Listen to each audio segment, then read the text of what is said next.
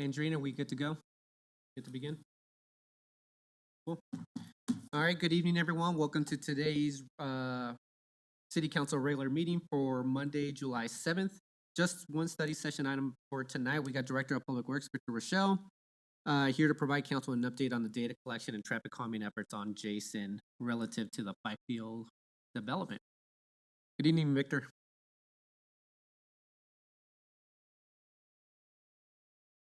So if I push the button there, sorry about that. Victor Rochelle, Director of Public Works. Thank you again for having me here tonight. So we're going to talk about the Jason Street traffic calming and the update. We're going to go over a little bit of the history, some of the past data collection. We'll go over the current data collection, and then next steps and any feedback that you have on that information. So the history, as you know, Fifield development was approved not too long ago. They're fully constructed now, and they're filling their vacancies. Per the traffic study, they have 303 units. They did have a neighborhood meeting on April 8th. In 2021, they followed the city's process, including going through planning and zoning. Again, a public hearing on August 3rd, 2021. They also had numerous neighborhood meetings. There's some information in your packet that touches on that. They did go out into the community.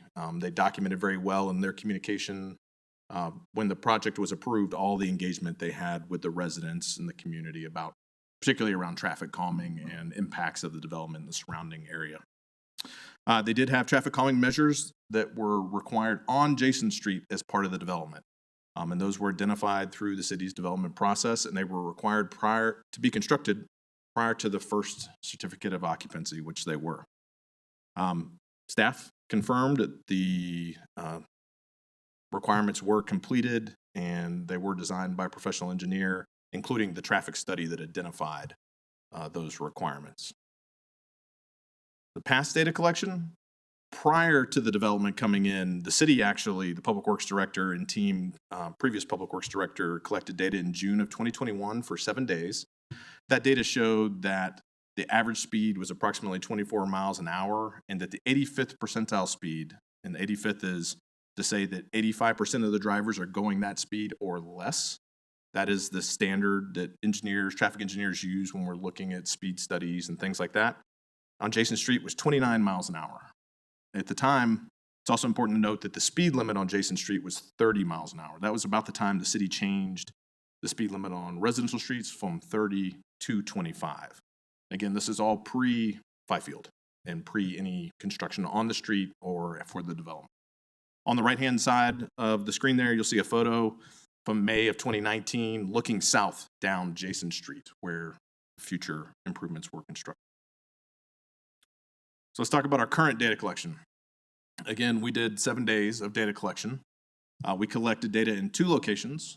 We did one spot north of the mid-block choker and one south of the mid-block choker, trying to get the speeds going into it and exiting on both sides. So for the north mid-block choker, the average speed was 21 miles an hour. We identified what's called the peak hour.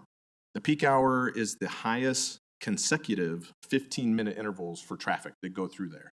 Those 4 15-minute intervals of the highest volume equal the peak hour. We identified that peak hour in the morning from 8 to 9, which is pretty typical. That's what you would expect. And then in the afternoon, the peak hour was 4 to 5 p.m., a little earlier than normal. Usually you see it somewhere between 4 and 6.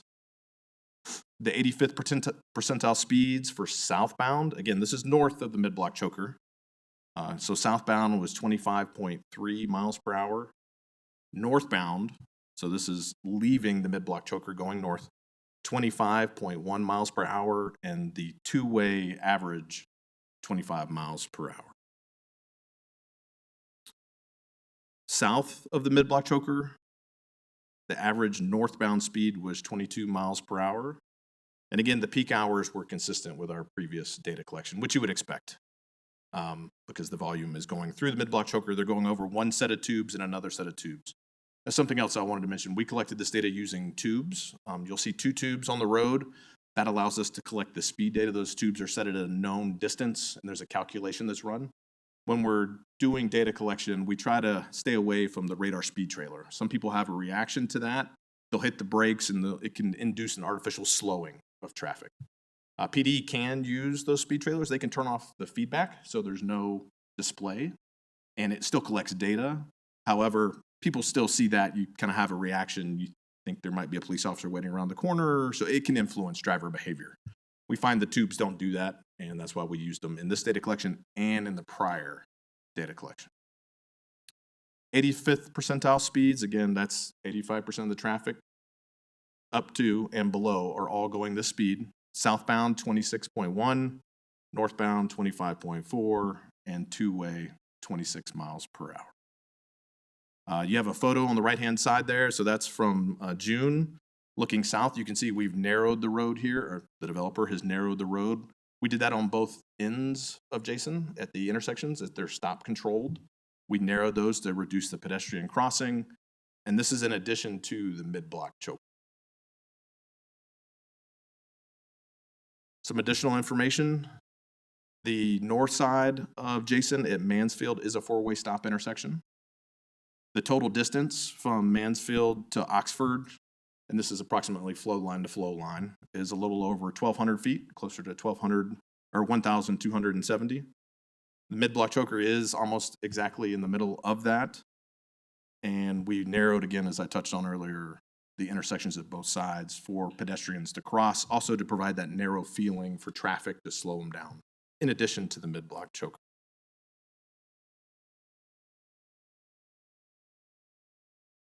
Next steps.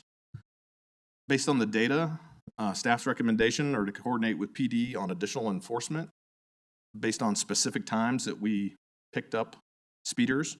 It's worth noting that 2% of the traffic that was going through the mid-block choker were going in excess of 30 miles an hour. And that comes out to about 80 to 85 cars over that 7-day period. Again, Fifield is not fully occupied. That's another variable that's out there. We also recommend collecting data again when we're above 90% occupancy. Right now, we're estimating in coordination with community development that Fifield's somewhere around 50% plus or minus occupied at the time we collected data. And we want to make sure that we're getting the full impact of that development, particularly on Jason Street, once residents, new residents, maybe to the community, are going through. Are they following the speed limit? Do we have any challenges in that area that the data is not showing now that may be prevalent later once we have more residents in the area? And then once we collect that new data, decide if we need to take any additional steps, whether it's modification, it's adding things, or additional enforcement. It's also worth noting, and it's not on the slide here, Public Works is currently working on the neighborhood traffic calming program. Budget was approved by council, thank you, this year. We have gone through a request for proposal process. We have selected a consultant, and we are going to be kicking off that process and program development here in the next couple of months. And with that, I'm happy to take any questions. Victor, thank you very much for the presentation. You're welcome. Any questions from members of council? Go ahead, Mayor Pro Tem. Do you have the information of like what the fastest car, Yes, the it's like in your what packet, but I have it here as well. I can bring that up for you. Yeah, the like top 5 or 10 cars over that period of time. I'm curious because the reports I'm getting from people on the block are that people are going very, very fast, and I know it doesn't take a lot of cars going really fast to elicit a reaction from people in the street. Yeah, I will maybe add to that if I could. Certainly, as someone who had small children, they're now certainly more grown. The perception of speeding, I think, can be enhanced by residents. Personally, in the neighborhood that we live in, I drive probably about 10 to 15 miles an hour. It's 25 miles an hour. 25 feels really fast. And because I know there are kids around, my kids included. So I will say, let's see, we had 5 vehicles going 35 to 40. We had 3 vehicles going 40 to 45. And that's a 1-week summary. So around 45 is the top speed that we see there. And that's out of 4,798 vehicles. We had about 8 going over 35. Okay. And then now one of the things that was brought up several times is that what they built was not what they had, or at least what the neighbors thought was promised. That they thought it was going to be an elevated crossing. Was that promised, and what happened to cause that change? So staff's interpretation of the conversations are that there may have been conversations with a developer and residents that staff were not privy to and that did not happen in a public forum. Okay. And so we can't speak to exactly what those conversations were. We have documented and found in record that the developer did build what went to planning and zoning, what was shown on their plans, and what came to city council.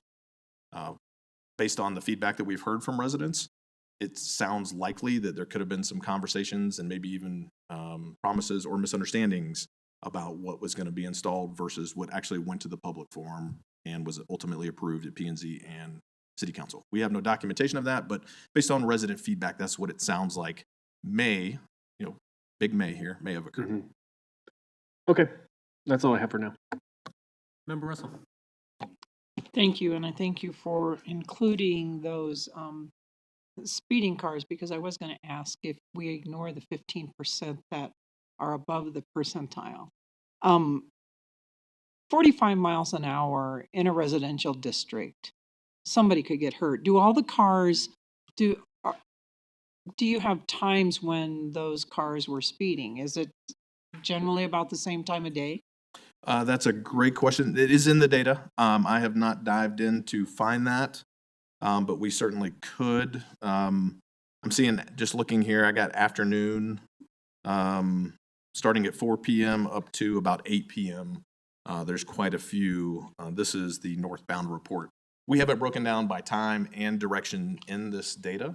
Okay. And that's the kind of information we collaborate with PD on to say, hey, we believe targeted enforcement around this time window in this direction would be extremely beneficial. Okay. I mean, I don't know how many young children are in that neighborhood, but even a person going out to get in their car couldn't compensate for speed going that fast. So I appreciate that information. Do we know how many cars? I noticed in some of the information that was collected in 2021, it told how many cars they expected. Did we keep track of how many cars in this 7-day period? I mean, they said, wasn't it like 1667 or something after it's full, after Fifield is 100% occupied? Yeah, great question.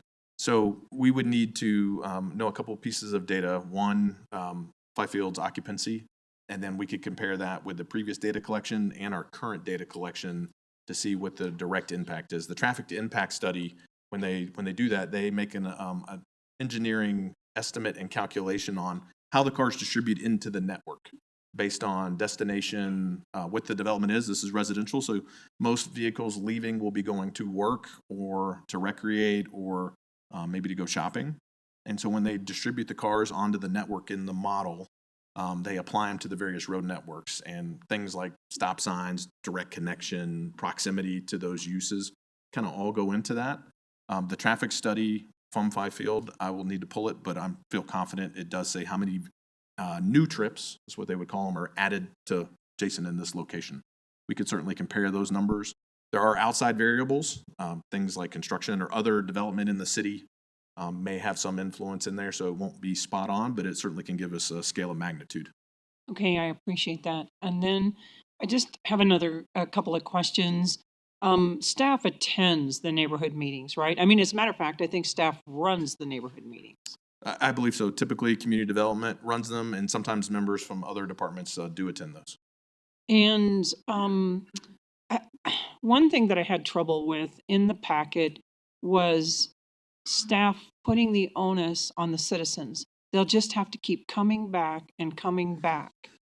If the citizens, and I know that this was huge because they fought against some of those other developments down there. And so they right away gave in to Fifield because of what they promised them. And for then us to put the onus back on the citizens that it didn't happen, I don't think that's fair. If staff is there running the meeting, somebody in staff needs to keep track of the things that are being asked for. Even if they're not the department, that would be there. And I just want to make sure that the citizens, I'm not saying they shouldn't be on top of what's going on in their neighborhood, but it's not fair to expect them to do everything and then come forward and complain. So is there a reason this came forward? I mean, why did this come forward as a study session item? Is it because 4 council members asked for different things? I believe it was requested by a council member for a study session for an update. And I think there was agreement, general consensus for it to come forward so that council would know kind of what the data showed and where we were at with the improvements and the traffic data and what we were seeing on Jason Street. Okay. I mean, it just kind of caught me off guard, so I didn't know that it was brought up. I'm not saying I didn't want it because this needed to be done. I do appreciate that. And thank you for your comment. I'm in complete agreement that public meetings those should be documented. I believe they are, but we'll circle back and make sure that things that are discussed and cited as being included or to be included are carried forward. Okay. Thank you. Thank you, Member Russell. Yeah, I'm trying to think of the gentleman's name, Yvonne or Ivan. Ivan. Irwin, Yes. that's what, yeah. Mr. Irvin. Irwin, that's right. Mr. Irwin asked, obviously has come and spoken a few times, and we got a majority of people that wanted to hear about. Yeah, just the item overall and what we can do to remedy it potentially. So, Member Noonekamp, I know your light was up next. Then, Thank you. Mayor Pro Tem, and then Member Wright. Thank you for the update. Yes. I'm curious, after analyzing this data, what takeaways are you taking about how we use this type of traffic calming intervention in the future? I think it's helpful to look and see how is it working in a retrospective what we approved, but looking forward, are you finding this effective enough, or given some of the things that we're hearing tonight, are we looking at other interventions in the future? Yeah, thank you for the question. I would say looking at the data done pre-development versus where we are today, there is another variable that the speed limits were reduced. Prior to the development, it looked, based on the 85th percentile, that speeding, well, always there, we have outliers, but was not prevalent, being that the 85th percentile was within tolerance of the speed limit.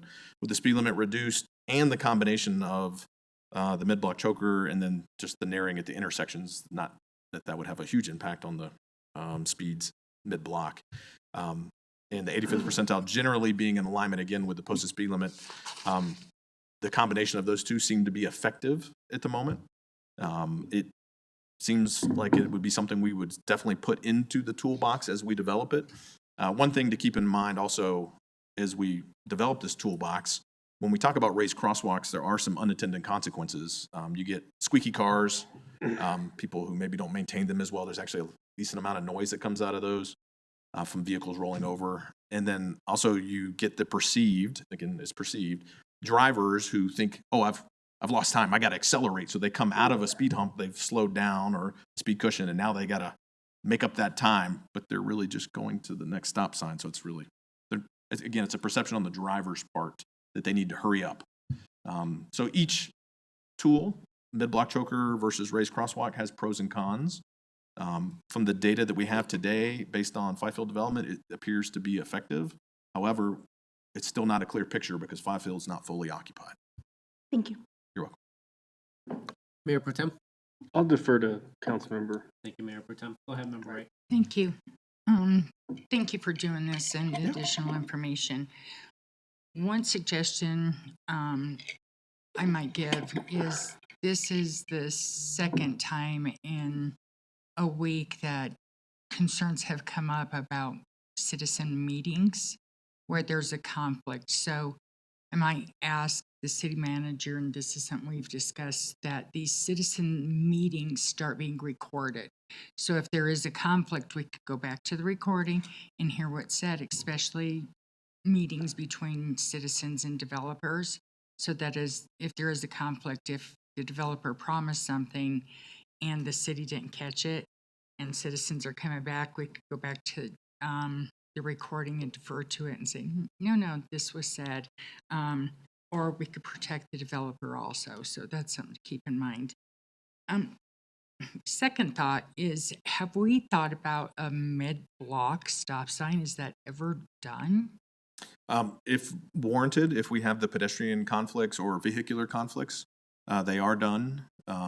Without those, there's a concern that they become violated and they don't meet the manual for uniform traffic control devices, meaning that if there's not a need to stop, because stop signs and traffic signals are for designating right of way, who gets there first, who gets to go, who has to stop. Without a conflict, being a pedestrian crossing and actually a ped using it, or a vehicular crossing, after a short period of time, they're generally violated heavily because there's, short of a police officer there to write a ticket, there's no need to stop if they're not yielding right of way to a different mode of transportation or another vehicle. And then since we brought the speed limit down to 30, and there was the highest number of people going between 30 and 35, is it common to write a ticket? And you may not know this, we may have to ask the police, when they're speeding that 5, between 1 and 5 over the speed limit. When I was just looking in the pack to look at it, it was in 100 and some, it was higher than that possibly. Right.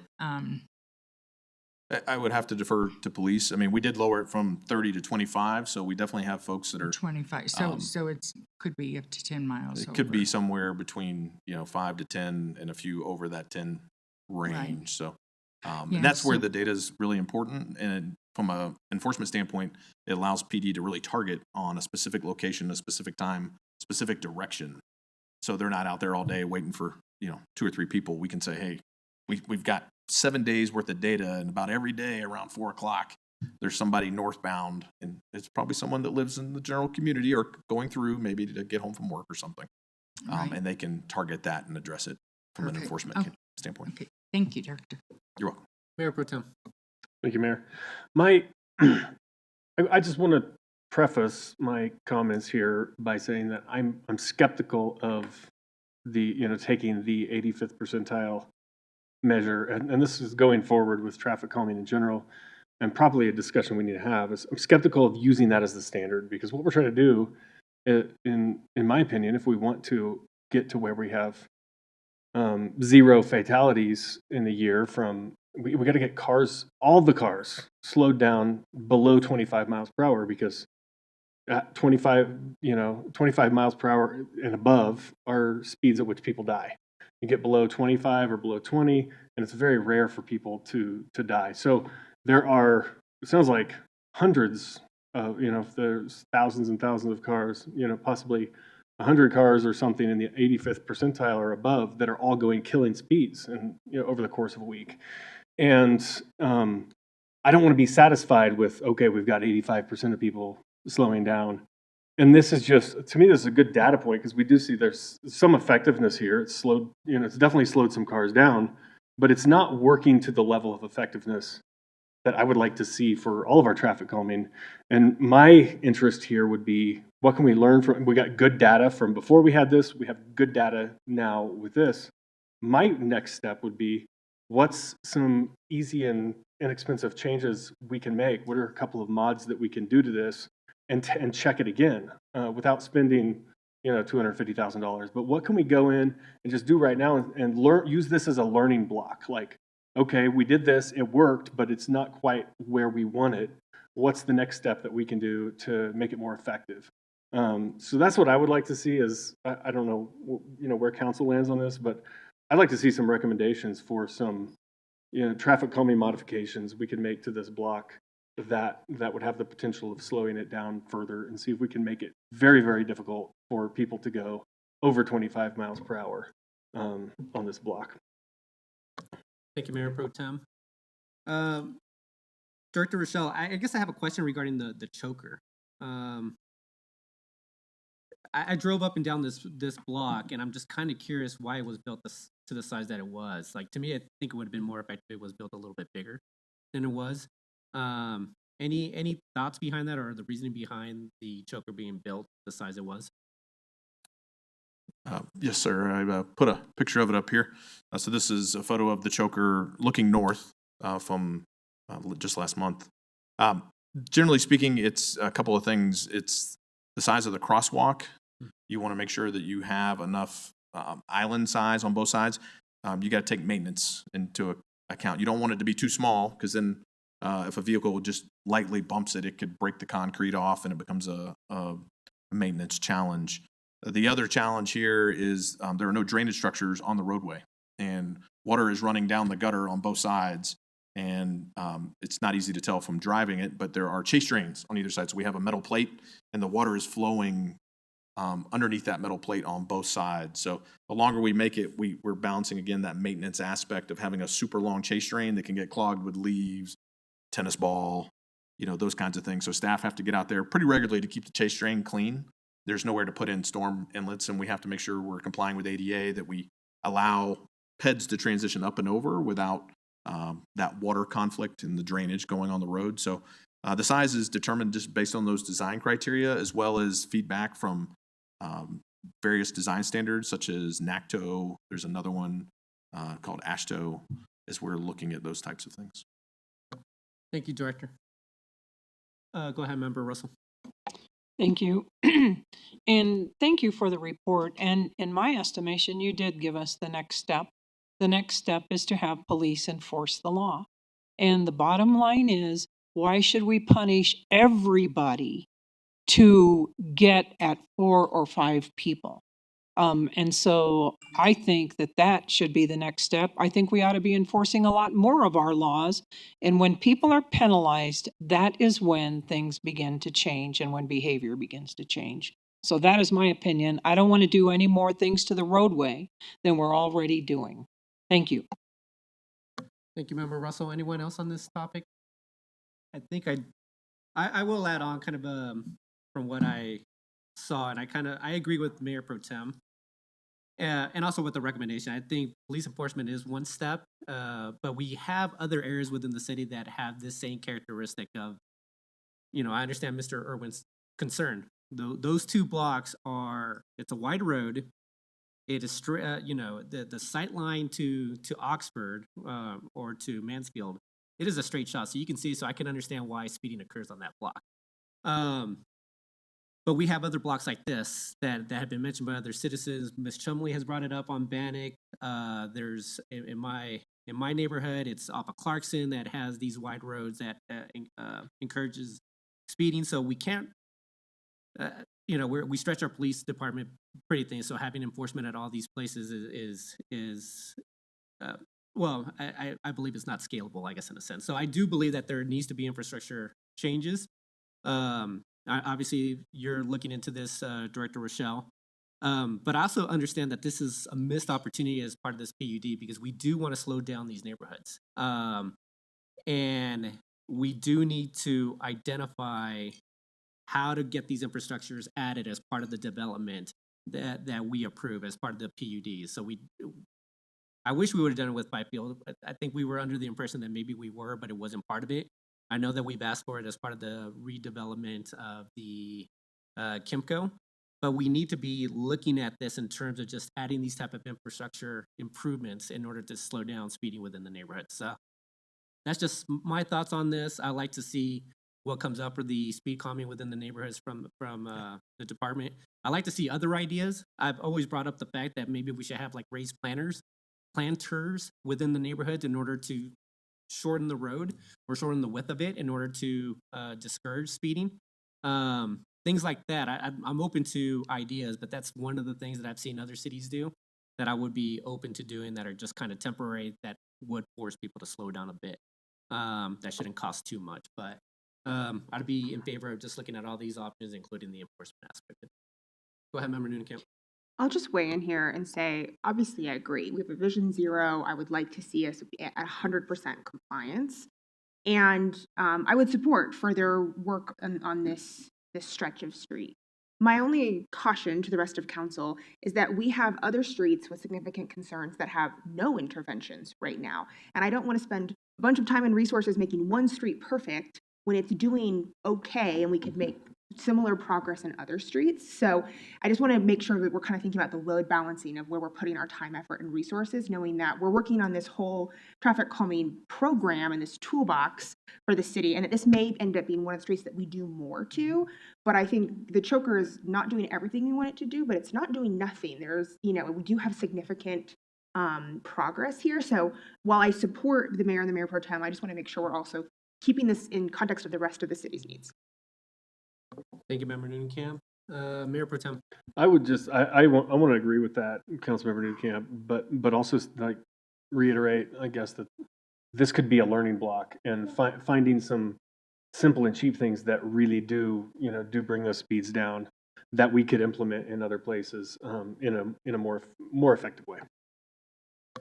Any other thoughts from members of council on this item? Mayor. Oh, go ahead, Member Ward. Yeah, I think I agree with Councilman or Mayor Pro Tem Anderson that to the extent that we're talking about this project, it's more of a bellwether project. It's going to inform what we do going forward for traffic calming in other neighborhoods. And I also agree that the outliers are what we're seeking here, or what we want, what we're targeting. To the extent that we can keep a median speed of 25 miles an hour, that's great.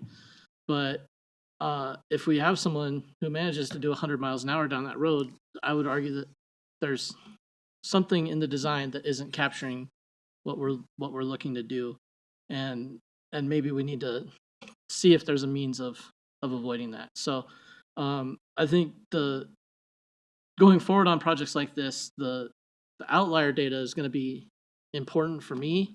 And I don't know if there are any studies on what towns have done to address those outliers, because I know that we can't post a police officer there 24 hours a day, 7 days a week. But I did appreciate the idea of consistent speed monitoring so that we can detect a trend. And if we have a violator that goes through there every day on his way to or from work, we can be there at the ready to address that particular regular customer. Member Wright. Thank you. At one point, there was a discussion when you were giving your presentation about not putting the place's trailer there for speeds because it would give false data because people would start slowing down. So maybe while everything's being hashed out, we ask the police to use that trailer to put it on the block to see if we can encourage people to slow down now. I know it's very effective. I've talked to people where it's been used on other streets and it's helped them quite a bit. So maybe a discussion could be had with the police about using that in the interim. I don't know if it's been used there at all. I go down Jason quite often just to see if I could see anybody racing down that street or traffic to see what it's like. Unfortunately, the times I'm going down the street, there's nobody else there. So, and I think other streets that we're hearing things about, we could see about using the trailer there also. Just maybe for data collection and as a deterrent while we, continue discussing and planning. I agree with my other council members that yes, we hear about all kinds of streets constantly. So as we work through this, it's a big problem throughout the city, and it's a big project that we have to figure out. I think that's something we could use as a tool. Yeah, thank you. Any further thoughts from members of council? Director Rochelle, do you have what you need from this council in terms of next steps? Yes, thank you. I appreciate everyone's feedback. We do look forward to developing that neighborhood traffic calming program, having the discussion on the 85th percentile, how that's appropriate, or maybe we need to change it to better align with the city's mission, vision, values, and our goal of Vision Zero. Really appreciate all the feedback tonight. We'll continue to monitor this, and we'll look to collect data again around that 90th plus occupancy rate for Fifield.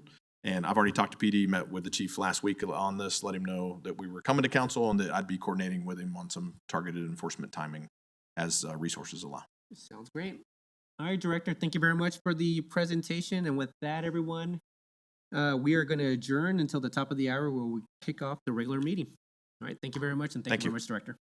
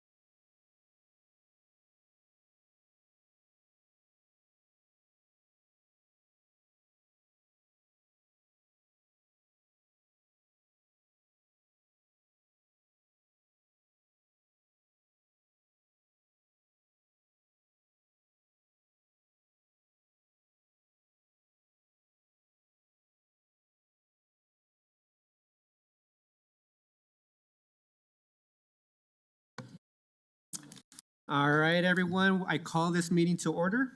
If you're able to do so, please stand for the Pledge of Allegiance.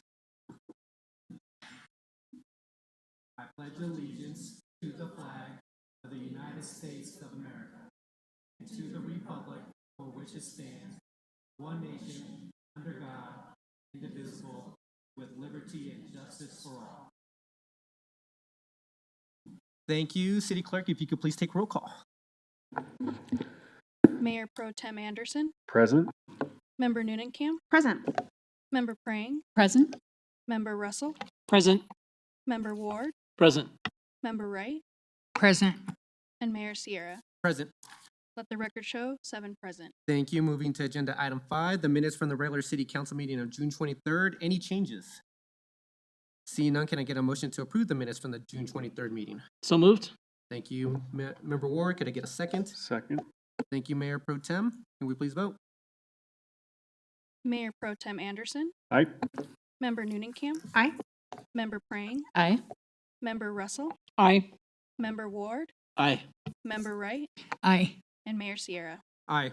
Let the record show 7 ayes. Thank you. Moving on to agenda item 6. This is recognition. So we would like to recognize the Englewood Communications Department, who received 3 prestigious awards from the National Association of Government Communicators for excellence in communication. They were honored in 3 categories: the calendar category for the student art calendar, the grassroots marketing campaign category for the trolley refresh and ridership, and the annual report category.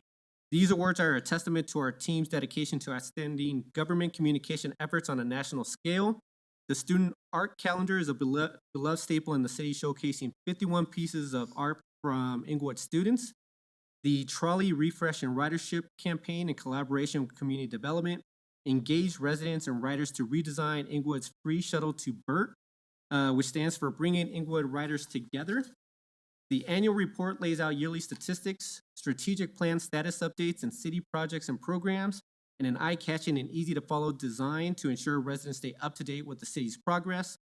These recognitions reflect Englewood's innovative approaches to engaging our community, to make decisions, highlighting the talents of budding artists, and informing our citizens of the work being done at the city. So congratulations to our communications team for their hard work and dedication.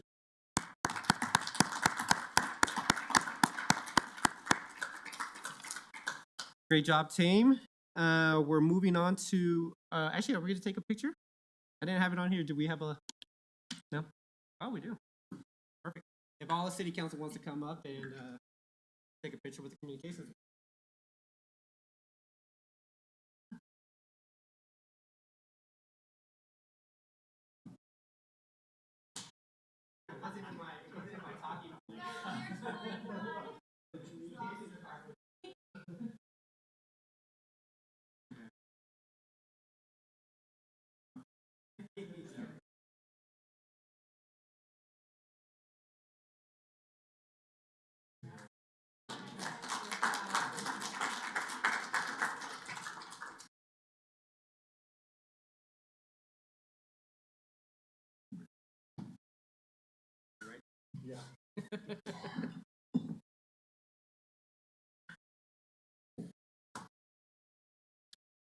All right, up next, Englewood City Council would also like to recognize the volunteers that dedicate their time to the Malley Center. The Malley Recreation Center is assisted in serving as many patrons through selfless, dedicated work of a core group of volunteers. This work includes prepping, serving, and cleaning up after the Volunteers of America congregate meal program Monday through Friday.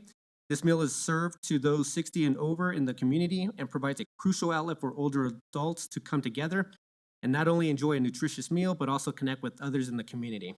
These volunteers help to call bingo, serve on the Malley Trust Fund board, set up tables and chairs for the VOA meal program, and jump in without hesitation to help special events like the Healthy Aging Expo, the summer kickoff cookout, the St. Patty's Day luncheon, and the Malley Senior Prom to come together. These volunteers rarely say no to assisting staff with special projects or events. They not only connect with the Englewood community, but they are the heart and soul of Malley Recreation Center, and we are grateful for their dedication to the community. So I would ask council also to come up to take a picture, but first, I want to call the names one by one. We'll give you a certificate. So I'll let our Deputy City Clerk provide the names. Robin Garcia,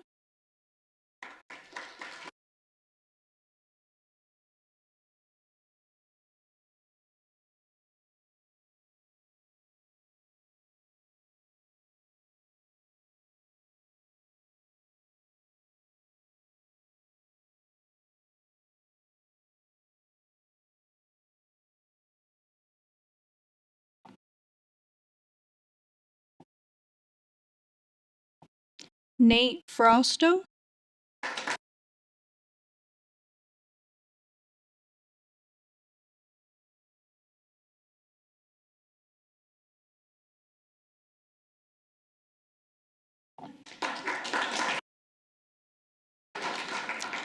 Scott Marsh,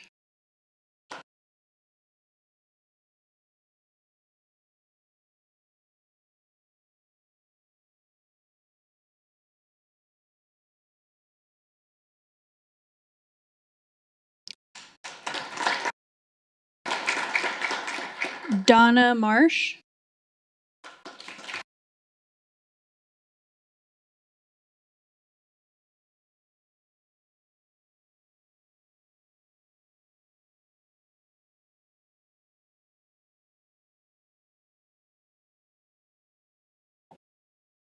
Ruth Krieger,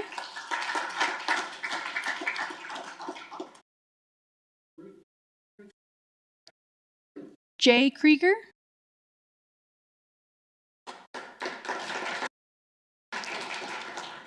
Brad Sorensen, John Linden, and Casey Johnson.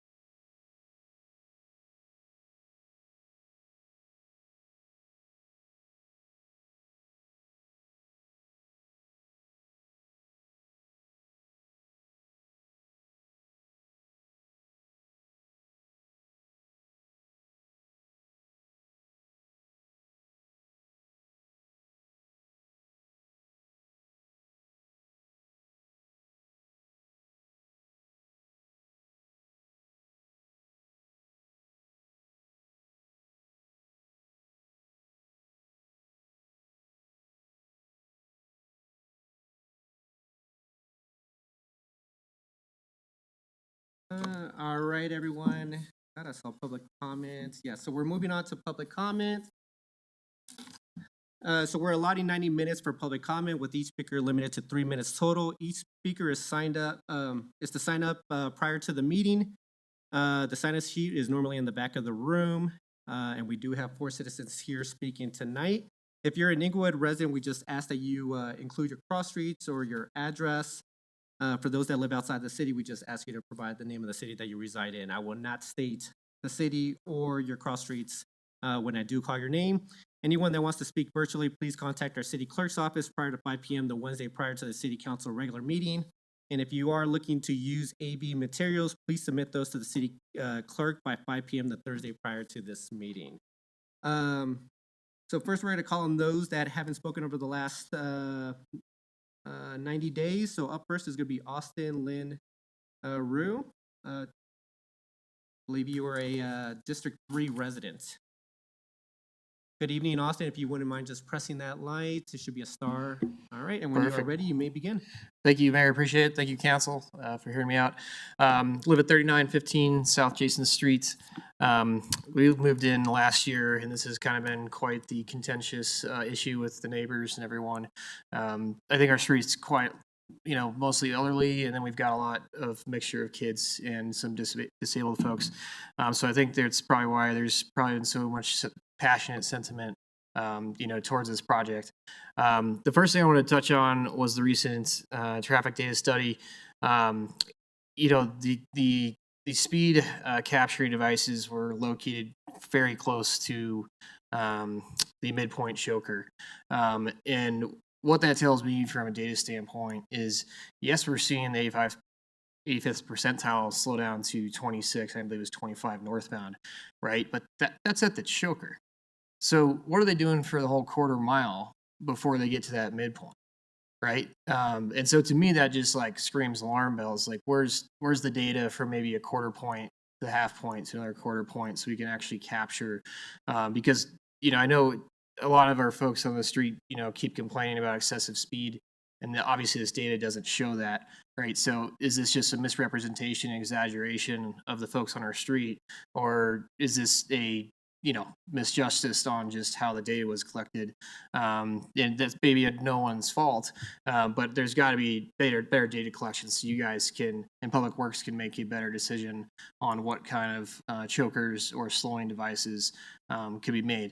I think the next point I want to make, and this happens a lot, I work in development, is trying to come into alignment together with the street and the neighborhood and the council and Public Works.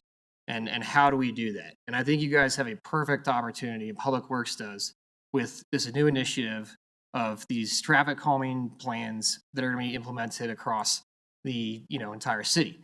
I couldn't think of a better case study to do as best and collect the best data you can and sort all this out and put in additional tools that may be cheaper, like solar radar detectors that are flashing the speed at them.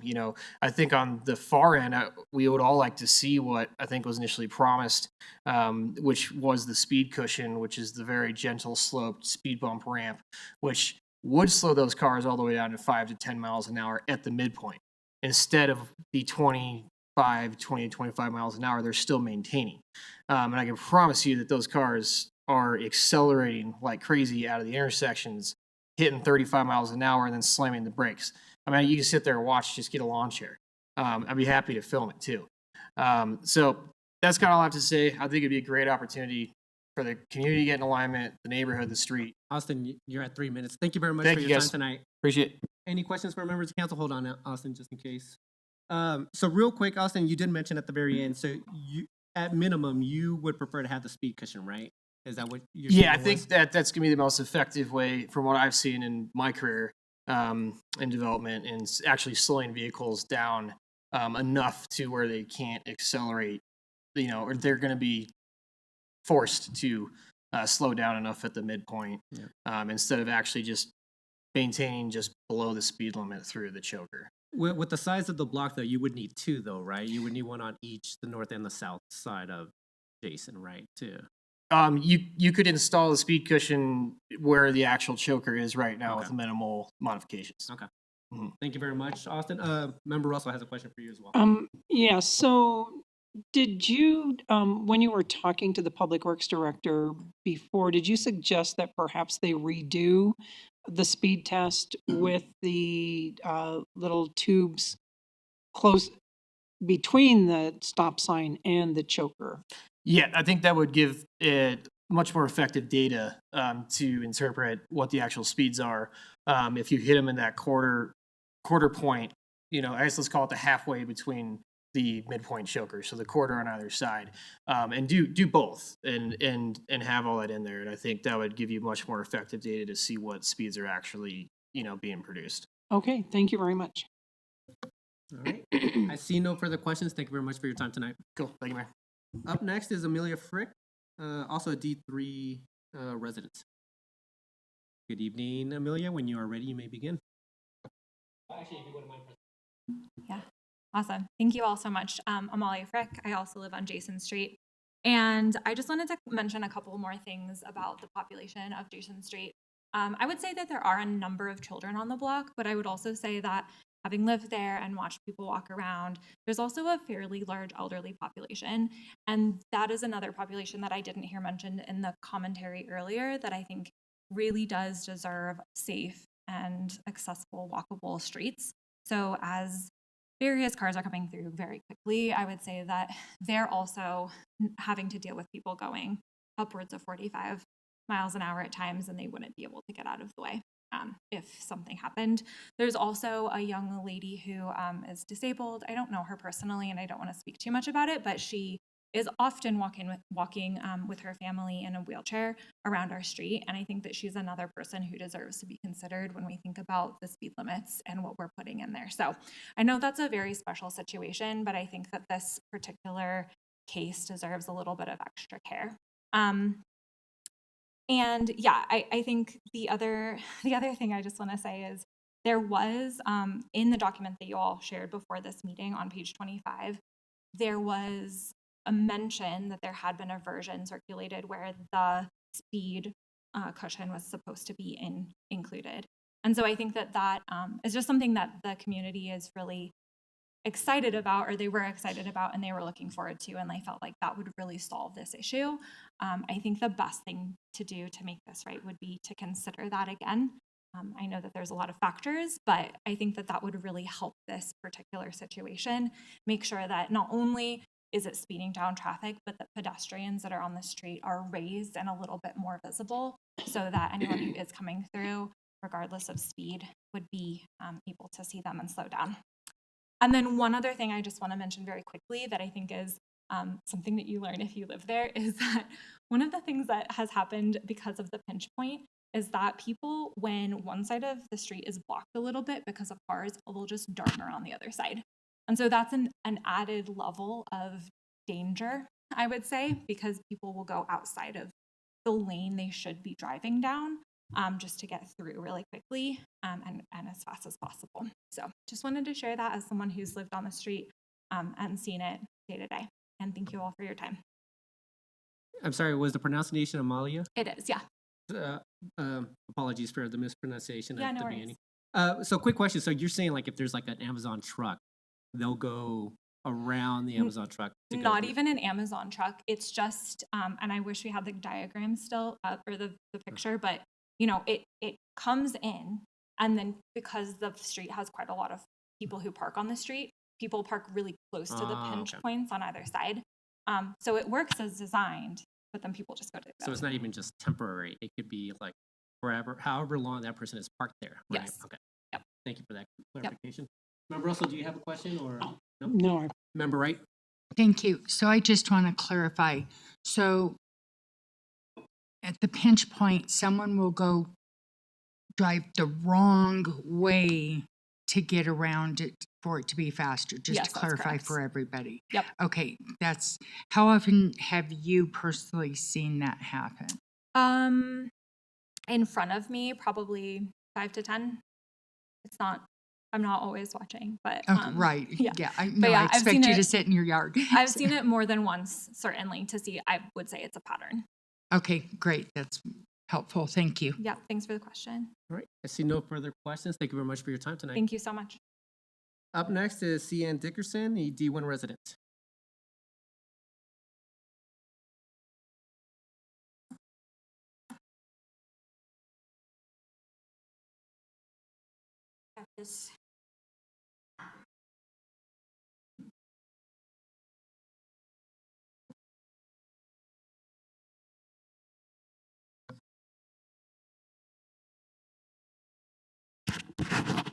Well, I either shrunk or you made this higher. Yeah, it does look there. Go ahead, Ms. Dickerson. When you are ready, you may begin.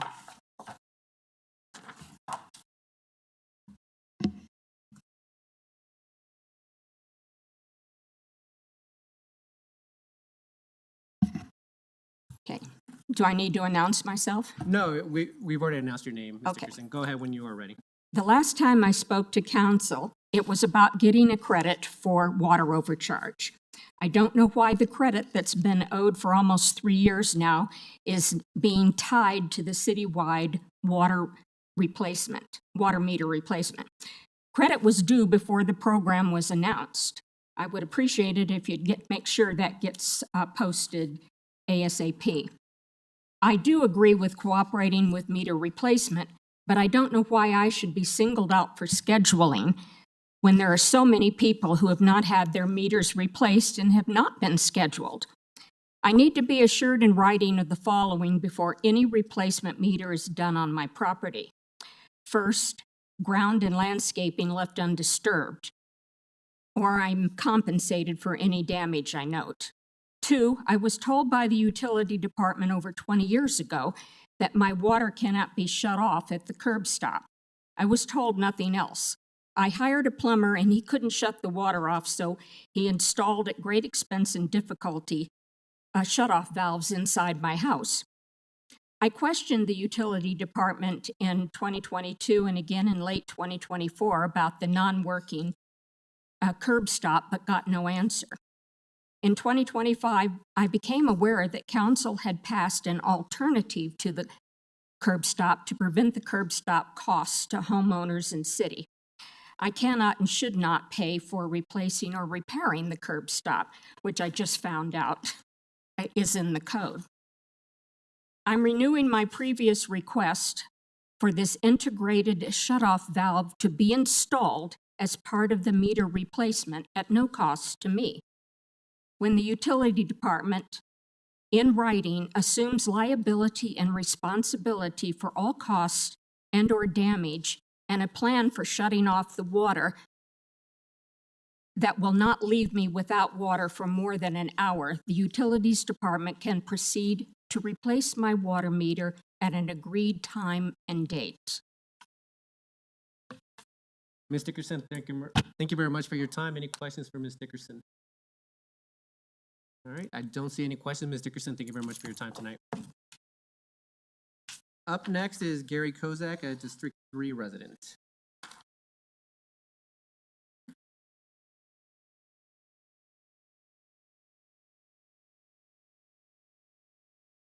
Good evening, Mr. Kozak. When you are ready, you may begin. Good evening. I agree your problem's down there because we have that at La Pan. But I'm here for something a little bit more serious. But I do want to stop and say thank you to the Parks and Recreations for making a ride-in, ride-out only from the Recreation Center. Meadow Gold also agrees that that's helped enormously, that we don't have somebody trying to turn on La Pan while the semis are trying to get into Meadow Gold. But I'm here because I joined 2 committees, the Broadway committees. South Broadway Revitalization Committee called a meeting here, I believe it's about 2 weeks ago. And we all sat down to get this nice proposal and idea of what was going on, and we were informed that it's going to bid. All the plans are done, all the design work is done, and so we proceeded to ask some questions, and they said, no, the questions aren't necessary because it's already going to bid. City Council's already approved it. Well, I sat here. You guys approved for them to move forward, but this is going to bid. This isn't moving forward to come up with a design. They want to paint all the sidewalks. The businesses haven't been informed of it because I've talked to some of the business owners.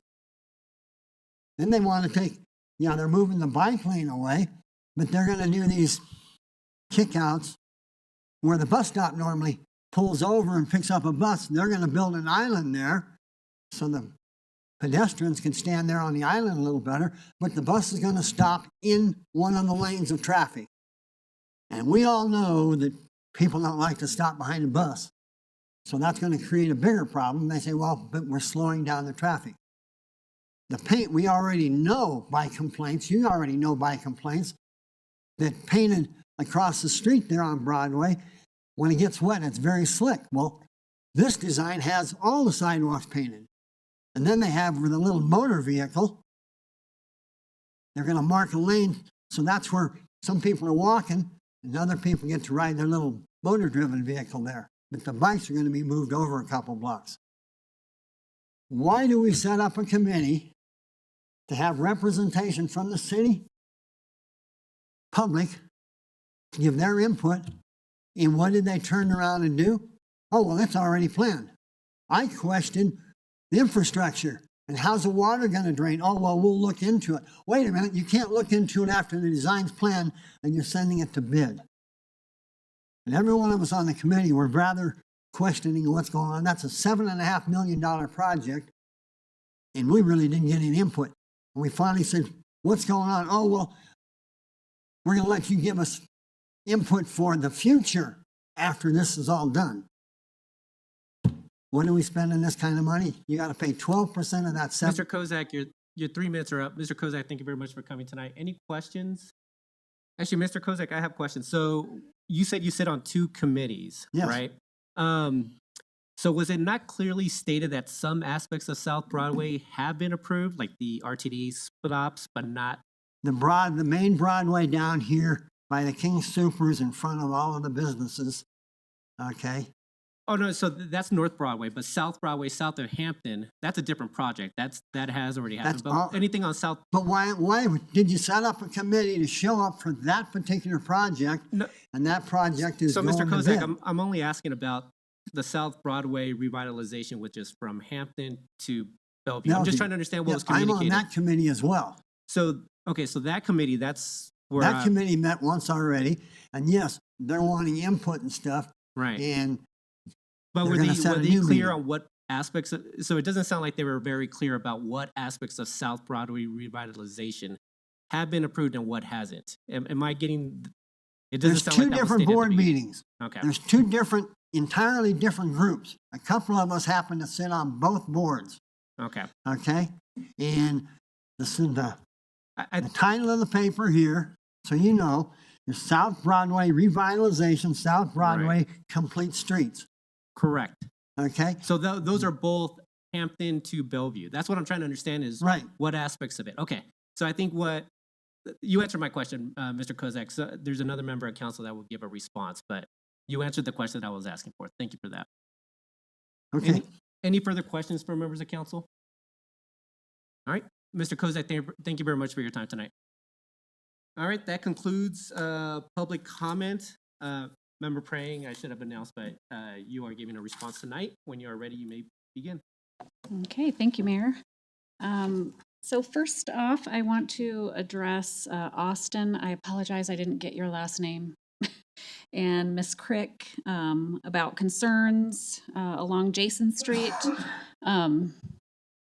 I'm hoping that you're seeing from being here tonight that council has heard you and has heard concerns.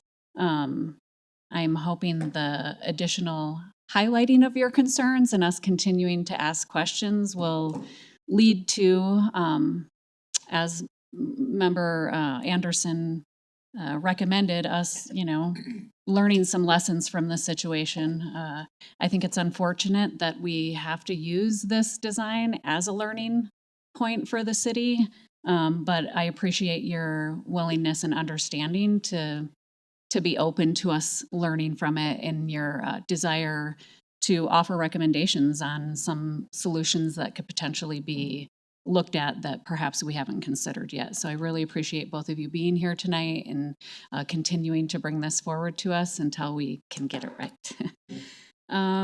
Ms. Dickerson, thank you for being here tonight. I am not sure why this refund has not been given, if it hasn't been given. It seems like it's a very small dollar amount. And I would like to see that piece of Ms. Dickerson's concerns resolved quickly. She's been here, this is the second time I can recall that she's been here bringing this issue forward to us.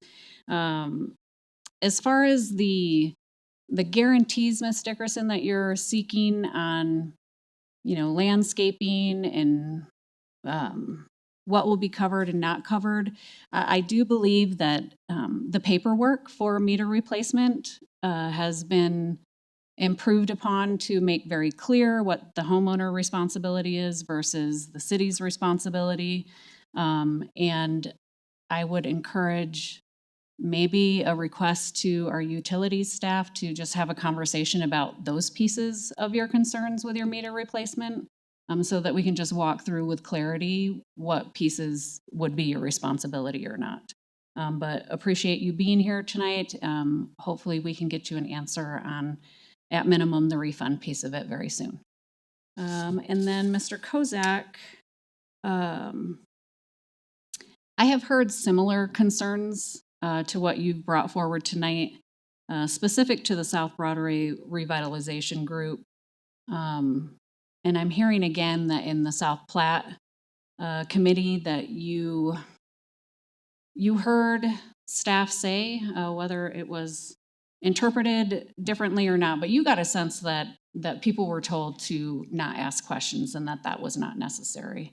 I have concerns that we have citizens who are hearing things that way, and I would encourage our city to really have conversations with staff that are facilitating those groups to assure that people do have an opportunity to be heard. I don't think that we should ever be giving the message that projects are a foregone conclusion. With that being said, I do appreciate the mayor trying to distinguish between South Broadway revitalization and South Broadway complete streets. Those are kind of two separate conversations that are happening. One is a project that has been approved and is moving forward.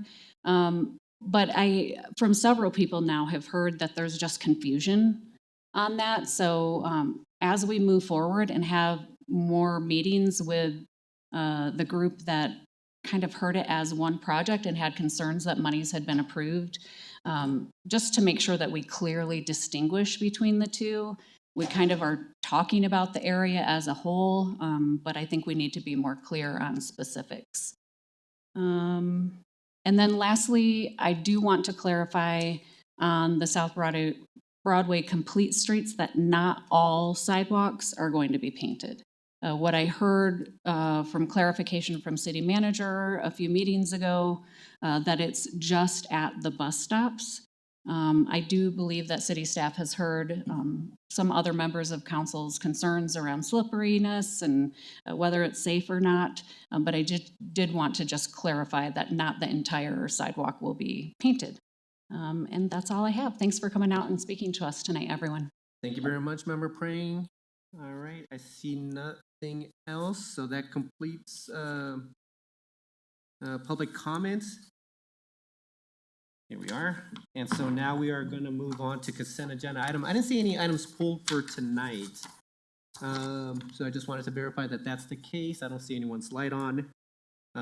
So I will ask for approval for consent agenda items 9A 1 through 5, 9B 1, and 9C 1 through 4. So moved. Thank you, Member Noonekamp. Could I get a second? Second. Thank you, Member Praying. Any further, sorry, I'm hearing the echo. Do you hear that? Yeah, you got some feedback. Did you have anything else, Member? Go ahead, Member Noonekamp. Just one comment since we're approving the consent agenda. I just wanted to call out specifically my support for the expansion of our restorative justice program to Littleton, that partnership. I was a volunteer with that program before I was on council. I think it's been very successful for our community, and I'm really excited to see this partnership. So just wanted to call out my support for that before we vote. Thank you very much, Member Noonekamp. All right, and with that, can we please vote? Mayor Pro Tem Anderson, Aye. Member Noonekamp, Aye. Member Praying, Aye. Member Russell, Aye. Member Ward, Aye. Member Wright, Aye. and Mayor Sierra. Aye. Let the record show 7 ayes. All right, thank you very much. There's no public hearing items for tonight, but we are moving to 11A1. This is Council Bill 36. This is the tax exempt lease purchase financing for a municipal energy project. We have Director of Public Works Victor Rochelle as well as Director of Finance Kevin Ingles here to discuss this item with Energy Systems Group. Good evening, Kevin. Good evening, Mayor and Council. Kevin Ingles, Director of Finance. Also here to provide any other details that you might need are Director of Public Works Victor Rochelle, Sustainability Program Manager Mel England, and a member of our consulting firm, Nifio Rory.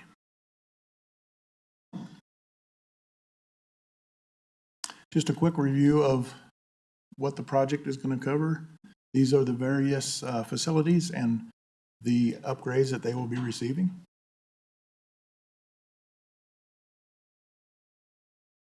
This is the overall funding.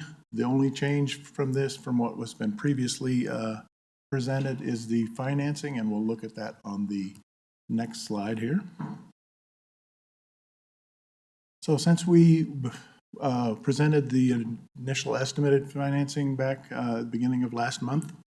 We have issued an RFP and tentatively chosen a bank to provide the financing if council approves the ordinance this evening. We were able to get better terms on both the interest rate and the term of the financing. Overall, those better terms will save the city about $500,000 over the term. So we're asking council's approval of the ordinance for both the contract and the financing documents. Mr. Ingles, thank you very much for that overview. Any questions for members of council? All right, I don't see any questions. I know we've spoken about this item a few times over the past year, but go ahead, Member Wright. Thank you. I just need clarification, please. The Malley Center will be put up as collateral, correct? That is correct. Okay. We are not bringing in the amount of revenue that we have brought in the past, correct? Overall for the general, Yes. yes, that's correct. We've seen a flattening of revenues. Okay, so how can we guarantee that we will be able to pay this off knowing that the revenue that we're bringing in has flattened off and we're going to be taking on additional expense to pay this off? I'm going to ask Niffy to step up here and talk about the guaranteed savings, but there are guaranteed cost savings, energy cost savings tied to this contract. Thanks, Director Ingles.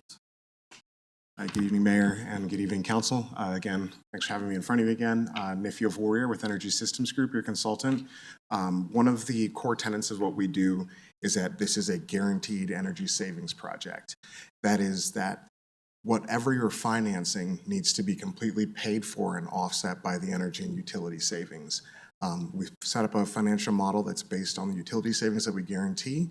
And should you not see those guaranteed savings on an annual basis, then my firm is responsible for making you whole in order to make those payments for your financing. So you're guaranteeing that we're not going to lose our senior center? I cannot guarantee that you won't lose the senior center. What we are guaranteeing is we look at a model of here are the facilities where you desired us to do upgrades. Here's what those upgrades are going to save you in energy and water savings. And as long as those facilities are in place over the term and our agreed upon escalation rates bear out, you'll be able to offset your financial costs and the financing costs. Okay, thank you. Go ahead, Member Russell. Thank you. And this probably would be for Director Ingles.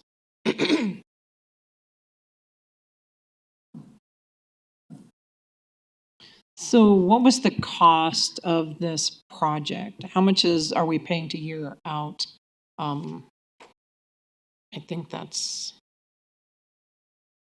what are we paying them? What are they getting from this? I'm going to defer that also, maybe to Director Rochelle, who has more information on the contract.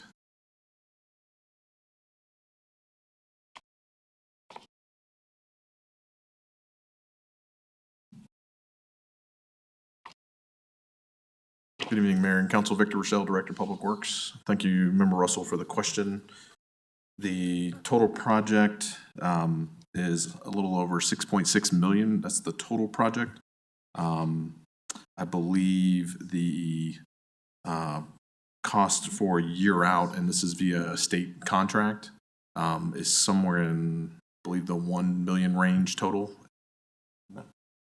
1 million? The contract did come to council, and we can get you that specific as well. Okay, so 1 million. So whether or not we go forward with the project, they're going to be paid the $1 million? We are bringing a supplemental contract to that, so they've done all the initial work and everything that came to council as part of the 2025 budget process in 2024, including full audits of all our facilities. That some of the information, again, presented today, but in previous study sessions and council sessions to line out all the costs and the energy savings that will be part of that. So there is an additional contract forthcoming for that company as well. Okay, so how much do we owe if we don't go forward with this project? Has what we owe them already been paid? I don't believe it's been fully expensed, no. Okay, and the way the financing is, we're expecting to break even in year 12 of 20. We'll be in the red up until year 12, is that correct? And maybe Director Engel knows that, or I don't. Yeah, actually, Niffy might be able to speak to that. The financial model, because we're spending those funds and then immediately recouping those savings. So we are in the red in the initial, and then every month, year over year, we continue to see those savings. The other component to remember is that a lot of the energy projects are for systems that are already failing in the city and are past life expectancy. So with or without the project, we have a number of facilities and improvements that Public Works needs to make to multiple buildings. And that was taken into account when we did the initial audit of, we're not just doing these for the sake of being energy efficient. We're layering energy efficiency with failing systems within the city outside of Civic. I think we've touched on it a couple of times. We've been very sensitive to spending money here at Civic since we don't really know our time frame. We didn't want to put stuff into this building that we wouldn't recoup those costs on. So can you give me off the top of your head what those costs of failing systems would be? I mean, that's not the whole project, but just the systems that are failing. What would the cost to fix those be? Yes, there was part of a previous presentation, a breakdown per facility of those costs. For Malley alone, the improvements were identified were a little over 2.1 million.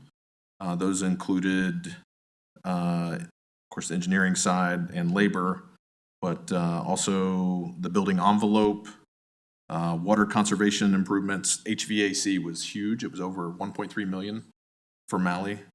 D-strat fans, about 14,000. Then another little over $1 million in labor to get everything installed. And this is just at Malley. Okay, But and we do that's, have a breakdown. you said 2.1 million about just at Malley? Yeah, and change a little bit over that Okay. for just Malley. Okay, and is there any other failing systems other than those? There was it was referred to as a FEM matrix that was provided. It actually lists out all the systems and all the facilities that were audited, failing that we were going to need to be upgrading, that were past their useful life. Of course, at varying degrees, some almost immediate, or some in maybe 1 to 3 years, but that's out of like a 10 to 15/20 year life cycle. So these things are very much on the end of their lifespan. Okay, and do we have someone that's PPM certified on staff? I'm sorry. PPM? Yes. Okay. Yeah, we are doing preventative maintenance in addition to on-call requests for various services. But we are trying to maintain our systems at the same time repairing our failing systems within the city, including this building, which is not part of the project. Okay, I appreciate that. That's all I need for right now. Thank you. Yeah, thank you. Member Prang. Thank you. Not sure who this question is for. Might be for the NIFI. Am I getting it right? Representative. So in the first meeting where this was presented on the financing package, the mayor asked about the IRA line and whether that would be stable or in jeopardy. And there was a statement made that at that point in time, the spending bill, basically you were told that if we break ground by August, I think it was, that pretty much the funds were guaranteed. Did that make it all the way through to the spending bill that was passed and finalized? Yes, it's actually better than that. So as long as we're in service before 2027, then we're still eligible for the IRA, and we plan to be complete by October of 2026. So there shouldn't be any issues with that. Perfect, thank you. And then I have one other question on funding, and maybe you can answer it. But I am aware that the residual ARPA funds that everyone's trying to rapidly spend have come under a lot of scrutiny. So I just want to make sure that that pot of money is not in jeopardy. I think that would be for Director Ingles. So we have internally restricted that for this project. For the U.S. Treasury, we have completed all of the ARPA spending as of December 31, 2024. Okay, So we don't have anything outstanding. okay, got it. Okay, thank you. Yeah. That's all I have. All right, thank you very much, Member Prang. Any further questions from members of council? All right, thank you very much for the questions and answers on that. With that, can I get a motion to approve 11A1? I move to approve 11A1. Thank you, Member Noonenkamp. Could I get a second? Second. Thank you, Member Prang. Any further comments? Go ahead, Member Ward. I won't belabor this overly long. I've discussed this during the study sessions where we've talked about this topic before. I think this is a great project. I'm excited to see it go forward, but it will be going forward without my vote tonight because of the financing method. And that's all I have to say. Thank you. Thank you, Member Ward. Member Russell. Thank you. And although I think that this is a great project, what is very troublesome to me is we are not taking care of these things in-house when part of the reason I asked about the pre-PPM certification, everything has a life expectancy. The LED lights, when a light bulb burns out, we could put in LED lights and not have to do them all at once. I am very concerned. I actually agree with Councilmember Ward. I will not be supporting it because of the Malley Center funding. I don't want to put any of our buildings at risk. The economy is still very tenuous, and there is no guarantee, and we've spent, it seems like we are spent down all the unassigned fund balance. And I believe that this is a very dangerous thing. I believe that 2.5 million in here is coming from the city capital contribution. That 2.5 million would pay for all the failing systems that are the major ones. I do believe that there are other ways that we can do this, and so I will not be supporting this. Thank you. Thank you, Member Russell. Yeah, I'm in full support of this project. We spoke about many of the reasons over the last study sessions, but just the fact that we are going after the projects that are failing or that do need replacements because they're just at their end of their life. And you know, the funding mechanism and the ways that we are able to get this in, I'm in full support. I completely understand the concerns about the economy and that type of thing, but I think that we have a good process in place, especially with Energy Systems Group here, also providing a little bit of not necessarily a stopgap, but they're basically guaranteeing the project. So with that, I will be in full support of this ordinance. All right, go ahead, Member Russell. I just have a question for the city attorney. Does council have the authority to indebt city buildings, to go into debt? It's a short question with a complicated answer. The easy answer is the method of financing presented to you tonight is fully compliant with applicable law to do the site lease mechanism that's proposed.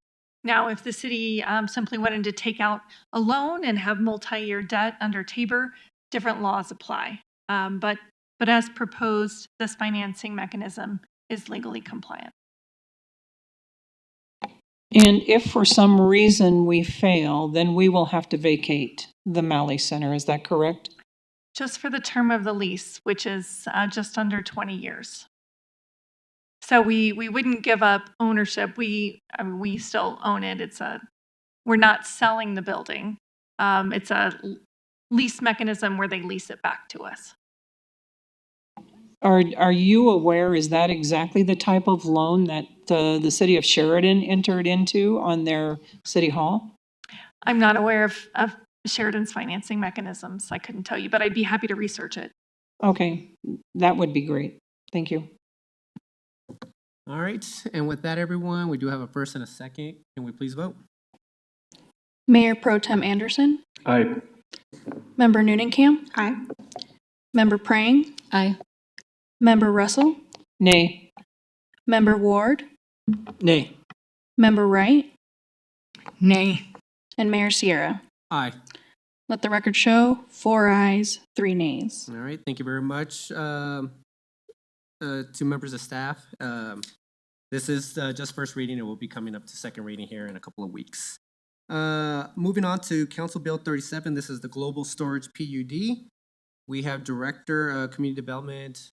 We don't have Brad Power. We have Brian Isom, our Planning Manager, as well as, actually, I think it's just going to be you tonight, Brian. Or do we have, don't see Eric Sampson, do I? No.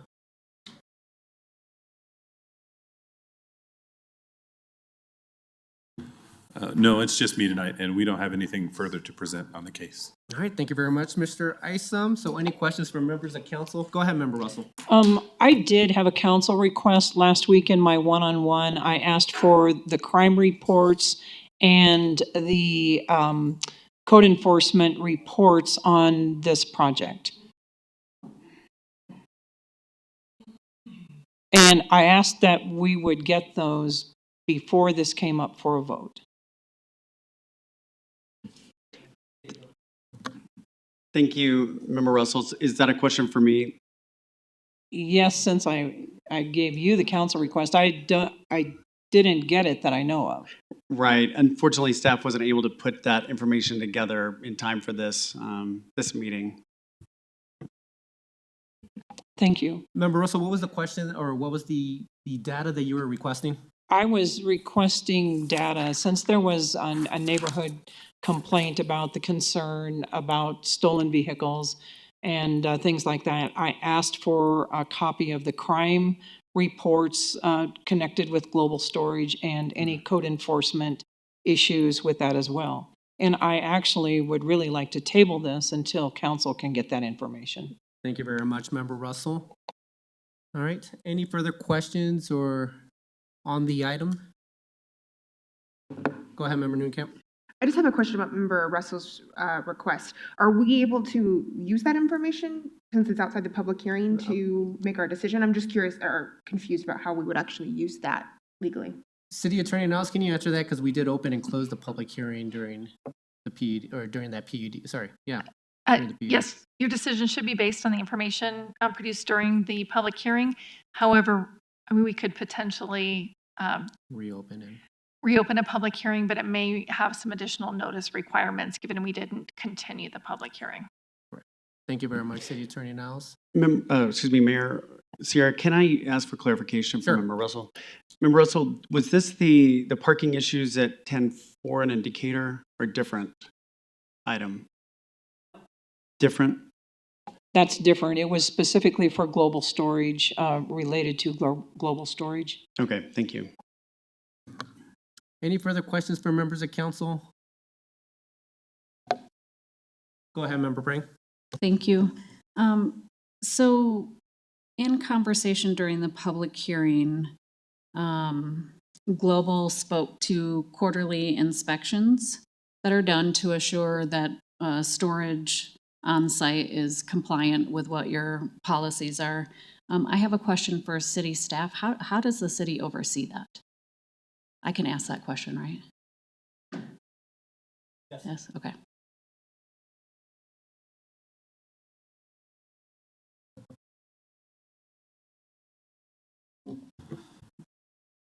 Tamara, are we able to provide any additional information? If it's not factual information, I think you could answer some questions just regarding city practice. But we shouldn't introduce any new facts for the council's consideration outside of the public hearing. This sounded more like or not necessarily policy, but just process. Yeah, it sounds like a process question to me.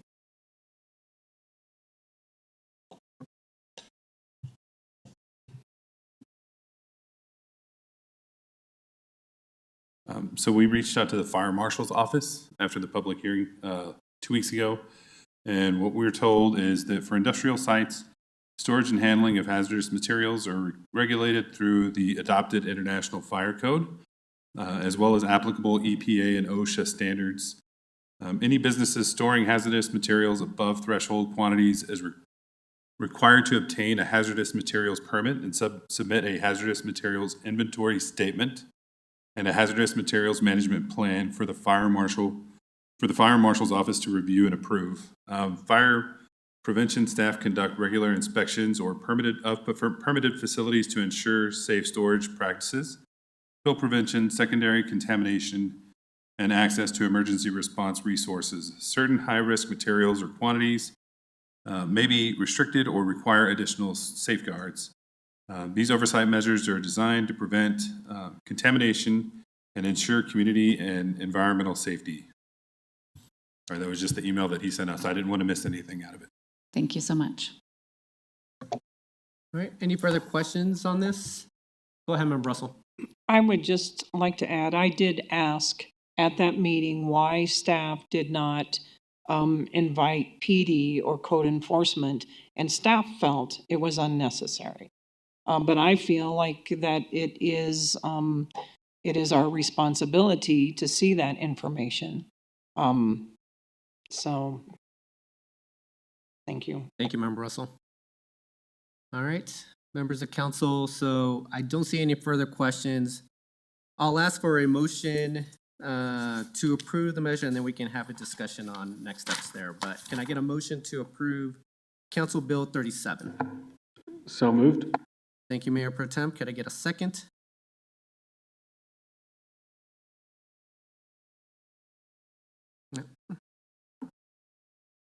I will second the item, but obviously I wanted to just open up to discussion. All right, so any comments from members of council, whether or not there's any items that they want to discuss regarding this? Go ahead, Member Ward. I don't object in principle to the PUD based on the evidence that was provided to us. The one concern that I have related to this PUD is the possibility for it to generate noise at odd hours that disrupts the people who live in the residential areas adjoining it. So were I to approve this PUD, I would want to add a requirement. What's the technical term for condition? That the site adheres to the noise restrictions that apply in a residential zone as opposed to the noise restrictions that apply in an I-1 zone, which would effectively prohibit the use of things like backup beepers on the site, particularly at night. Thank you very much, Member Ward. All right. Anything else that members of council wanted to bring up? It sounds like we would just have to make an amendment to the PUD, correct, in terms of the condition? That condition specifically, so. Anything else from members of council? Go ahead, Member Noonekamp. I just want to say thank you to the applicant for all the work that they did with the community, with the Planning and Zoning Commission. I appreciate the concessions around things like the detention pond, the landscaping. Thank you for working with the community in that way. This is probably one of the harder deliberations that I've had over the last couple of weeks, and one of my hardest votes on council because while I appreciate those amenities, my concern when I look back in our code and see what we are held to in when approving a change to our existing zoning, especially moving residentially zoned property to commercial for this use, is the standard that the use and development enabled by the new zone would not have a significant negative impact on the surrounding properties. And with the evidence that we heard during the public hearing, I am not convinced that the surrounding neighborhood would not have a significant negative impact if this PUD were to pass. So unfortunately for that reason, I'll be a no vote tonight. Thank you, Member Noonekamp. Any further comments? Go ahead, Member Ward. I just wanted to expand a little bit on the significant negative impact because my concern is noise, but I do see significant positive impact from the proposal, including movement from the gated access to an emergency gate, which would reduce noise from the gate opening and closing and traffic in that area, as well as moving this development and other surrounding developments off of the easement that's in place currently. Those public improvements on that access road, I think it would be a real shame to not see those actually improved. And in the event that this development can go through with a noise restriction in place, I would be supportive, because I think overall it does pose an improvement to the area, and addresses some of the concerns that our residents came and gave to us during the public hearing. Thank you, Member Ward. Member Russell. I do agree that I do believe this will have a significant positive impact on the neighborhood in one sense, that it will lessen the traffic. The gate has to be locked, and only the fire department and police department probably will have access to that, which will make things better there. My major concern is if there are situations that were occurring, what could we do to mitigate those problems? Because I think those will add problems. I agree with the noise restrictions, because I think I do believe that there are impound lots that will be storing cars there, so they could be towing cars in all times of the day or night. And but I just want to make sure we're not bringing a situation there that we haven't addressed before knowing really if there is an issue. That's my only concern. Thank you. Thank you, Member Russell. Mayor Pro Tem. I agree that I think this development would have a positive impact on the surrounding neighborhoods. And one of the things that jumps out at me about the situation is that here you have a property that's adjacent to other industrial uses that's zoned residential. If residential was put in there, that residential would then be adjacent to a variety of industrial uses that would have the same problem. So what we're looking at is not, there's a nice little buffer, with the firewood portion right here in some ways right now, but that property is developable as residential, which would then make it directly adjacent to the current global storage property. So there's no eliminating an interface between industrial and residential. The challenge that this property has is that because of the infrastructure challenges it has, residential is very difficult to do. So I think this provides a net benefit to the city in that it is bringing about an increased higher level use of the land for a use that's needed for our community. Storage for, I'm familiar with lots of businesses in the trades that require storage. That's something that we need to keep a city, functioning. So since we can't eliminate the interface, and we have these kind of interfaces between industrial and residential properties all over the city, there's no way to, put the industrial, out in Timbuktu and have residential in the city. So I think this is the path forward for this property, and ultimately it will benefit the city. Thank you, Mayor Pro Tem. I will be in support of the PUD, but I also do agree that there should be an added condition regarding the noise restriction and make it more of a residential. I do see the benefits of moving to the PUD. Just members of council have kind of highlighted some of them, the emergency gates and the new entrance. I do like the landscaping aspect of it. I agree with Mayor Pro Tem that I think that this is a little bit different in terms of other PUDs that we've had in front of us, but I'm happy with the changes that have come up. It does sound like we have questions regarding some of the operations that may be occurring, or operational challenges that have occurred in the past. But obviously, I appreciate the members of the community that came out and kind of spoke about some of the changes that they would like to see in terms of that. But I am overall happy with the PUD plan, but would like to see some of the changes based on residential code. So I would be in favor of that aspect of it. Member Prang, I see your light on. Thank you. I have grappled with this as well. I think I've gone back and forth at least 5 times today. I think that largely I feel reassured with some of the answers from city staff on some of the concerns I had, and I very much agree with the condition recommended by Member Ward on noise. I think that gets at my remaining concern. I guess I would just nicely have a request of Global to continue to be a good neighbor, and to answer the questions of the community around who do we contact when there is an issue. Can they get the number of the night manager so that there's a more timely response to their concerns? And I also I get heartburn when I hear kids say that they can't sleep and that they, have disruption, and that impacts their schooling. So I highly encourage a conversation with the Brower family just to be a better neighbor moving forward into this project. And I think I sit with a supporting vote on this tonight. Member Russell, go ahead. I just have one more question. So, City Attorney, and maybe I've asked you this already, if there is an issue that shows up in a council request, even after the fact, are there things that we can do the city can do to address them?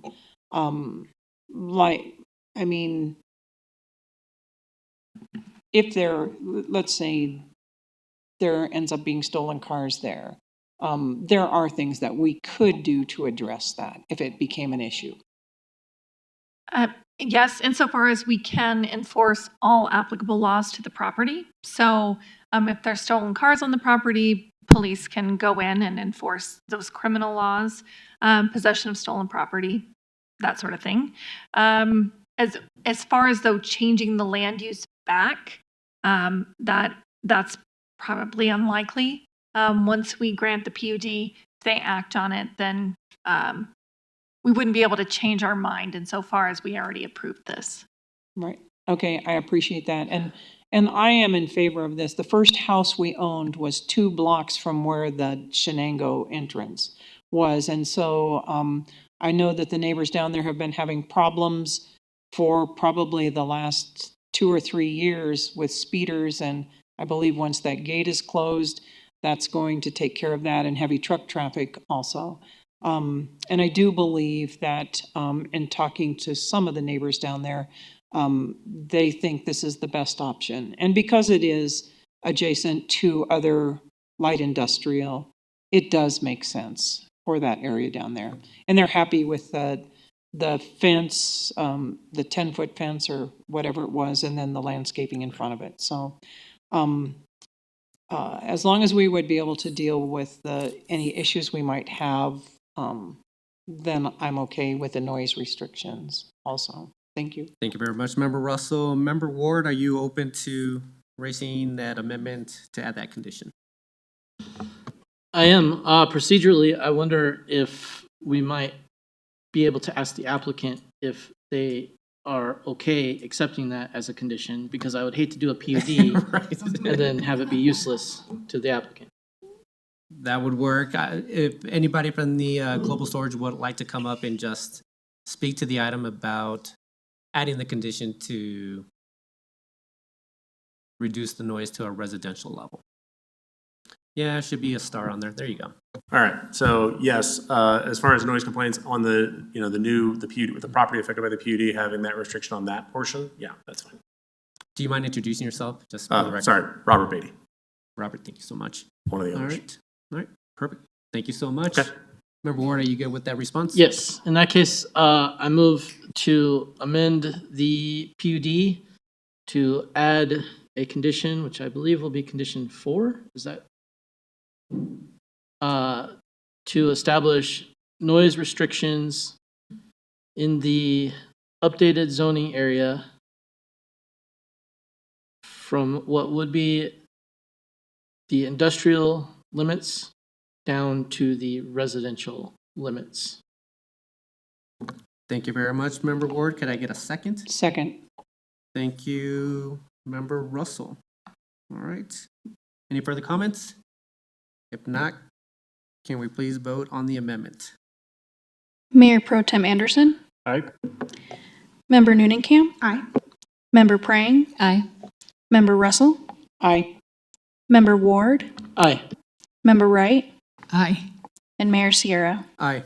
Let the record show 7 ayes. All right, anything else from members of council? If not, can I get a motion? Actually, we already got the motion, so can we vote on the motion as amended? Mayor Pro Tem Anderson, Aye. Member Noonan-Camp, Nay. Member Prang, Aye. Member Russell, Aye. Member Ward, Aye. Member Wright, Aye. and Mayor Sierra. Aye. And I apologize, Member Noonan-Camp, I think your mic cut off when you voted. Nay. All right, let the record show 6 ayes, 1 nay. Perfect. Thank you so much. Thank you very much, staff. Thank you very much, Global Storage. We will have a second reading on this in 2 weeks, so we will see you then in 2 weeks. All right, everyone. No 11B or 11C. We're moving on to Mayor's Choice. Just one item for me tonight, everyone. We're going to ask that we start the meeting on the 14th, next Monday, start a study session at 5:30. The only reason for it is that we are going to be testing out the new hardware up front, so it's not going to be an actual study session. Should only take about 30 minutes, but it's just going to be the new voting machines that we have here in front of us. So we're basically going to be using, I believe, the iPad that are in front of us.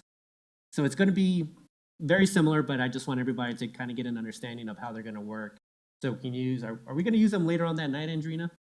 On Or, that excuse same me, night, on no. The 21st? It'll be on the 21st, yes. Okay, so we would use them on the 21st. So the study session item is just practice run of the new voting machines. And then we will start the study session at 6 o'clock. It's the affordable housing test, or affordable housing discussion. And I think we've done a pretty good job of actually limiting that to maybe 2 hour tops. Yeah, I based on the discussion with the city manager, I think that we can kind of fit everything within 2 hours. So, all right. Any objections to the 5:30 start next week on the voting machine? All right. That was my only item for tonight. Council members' choice. Member Russell. So is it next week or the 21st? So next week will be a 5:30 start, and that's just a trial run of the new voting machines, or Okay. the new voting system, I should say. Okay. But then we won't actually vote on anything until the regular meeting on the 21st. Okay, all right. I do have a couple of council requests. I had a couple of different individuals say that on the 4th of July, there were many, many violations, fireworks on the 4th of July in the neighborhoods. And so could council get a report of how many fireworks violations and warnings were issued on the 4th of July for illegal fireworks? And I think that is it for right now. Thank you. Thank you, Member Russell, Mayor Pro Tem, and then Member Prang.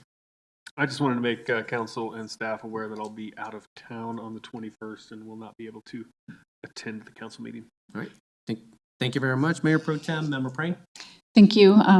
I just wanted to speak to the 4th of July and how awesome it was in Englewood, and thank all of our staff and police and our coordination with fellow cities.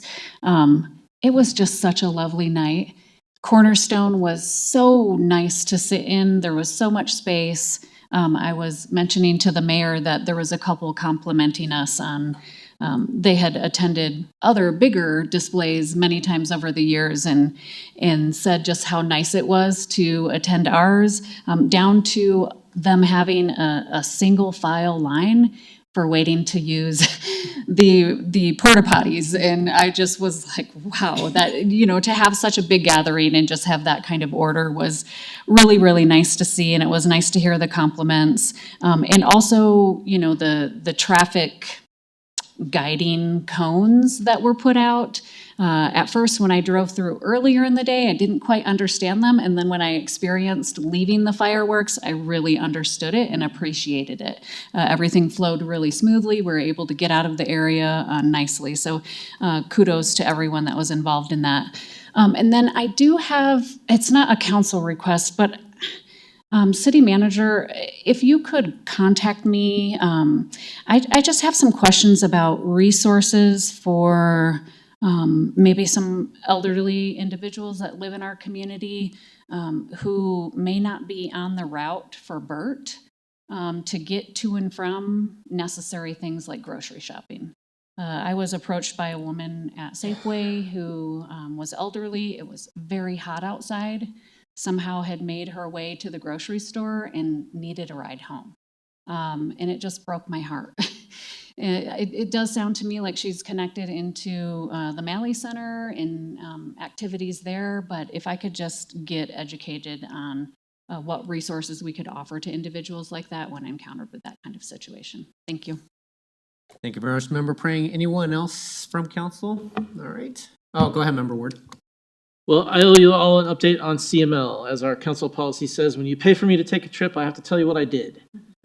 It was a very busy few days and densely packed with information this year. I'll do the quick and dirty. There are a couple of things that I think we might want to follow up on. The first session was the municipal courts session titled Why Municipal Courts Matter. Our own court administrator was one of the panelists in that session. The second session, I got to see one of my former colleagues from the Secretary of State's office, who is now the town clerk for Buena Vista, win the Sam Mamet Good Governance Award, which was actually kind of awesome. Haven't seen her in years, but glad to know that she's still doing well. I saw the mayor of Alamosa gave the keynote at that lunchtime meeting, and he gave one of the best speeches I've ever heard in the 4 years I've been attending CML. It was incredible, very inspiring. Talked about uniting, being a uniter on the dais as opposed to a divider. His predecessor, mayor at Alamosa, the funniest story he told, he's a really funny guy, but he told a story about when he decided to run for mayor, and he knocked on the incumbent's door, and he said, I just wanted to let you know, I wanted you to hear from me, I'm running for mayor. And he said the guy let out the biggest laugh, like a full-bellied laugh, just laughed in his face. And then his wife from the kitchen said, who's at the door? And he said, oh, it's this guy, Ty. He says he's running for mayor. And then he laughed again and shut the door in his face. But it was Mayor Coleman, Ty, who got the last laugh when he won by 61% of the vote on election night. And so it was an inspiring speech and a reminder that talking to people, even people who disagree with you, is very beneficial to the community you serve. And I think Alamosa is doing great things under his leadership based on what I've seen, a town of about 10,000 people. So small town gladiator arena politics, and he's doing it the right way. Next session was about DOLA. I got to listen to people from the state complain about lack of funding and instability of federal funding. One of the things in the DOLA session that did come forward is that DOLA is looking for more opportunities to do regional collaboration. So there are regional directors for DOLA, and I don't know how much contact Englewood has with ours, but some of the projects that we're already doing through Dr. Cog and Tri-Cities, I think DOLA might be interested in hearing some of the things we're doing and possibly expanding their presence in our community to establish that they're actually working for their money. The next thing was a fast panel discussion, a new concept at CML, 4 presenters from 4 different municipalities who gave quick presentations. The first I'll cover was from Golden. They talked about the 32-hour work week. And my immediate reaction to this is, I think if we tried to introduce a 32-hour work week in this town, we'd probably all get burned at the stake. But apparently it's working in Golden. I looked up their population, it's about 20,000. He said they significantly reduced police overtime by moving from a 40-hour work week to a 32-hour work week. Sort of counterintuitive, but the data shows it's working for them. Manitou Springs talked about accessibility and gave some web accessibility rules. a lot of talk about accessibility in online content. I think Englewood's on top of that, but there were quite a few vendors at CML who have tools to assist with that in the event that we are not succeeding in meeting the legal requirements, which, as I understand, are in effect currently. ORA was next, talked about deed restrictions and bonuses by right based on their code. They have a template that they use for housing that grants certain privileges if the developer agrees to use the template. And then Netherlands was last, and they talked about AI in government, which was another theme this year. It seems to be an emerging field. Not really my cup of tea.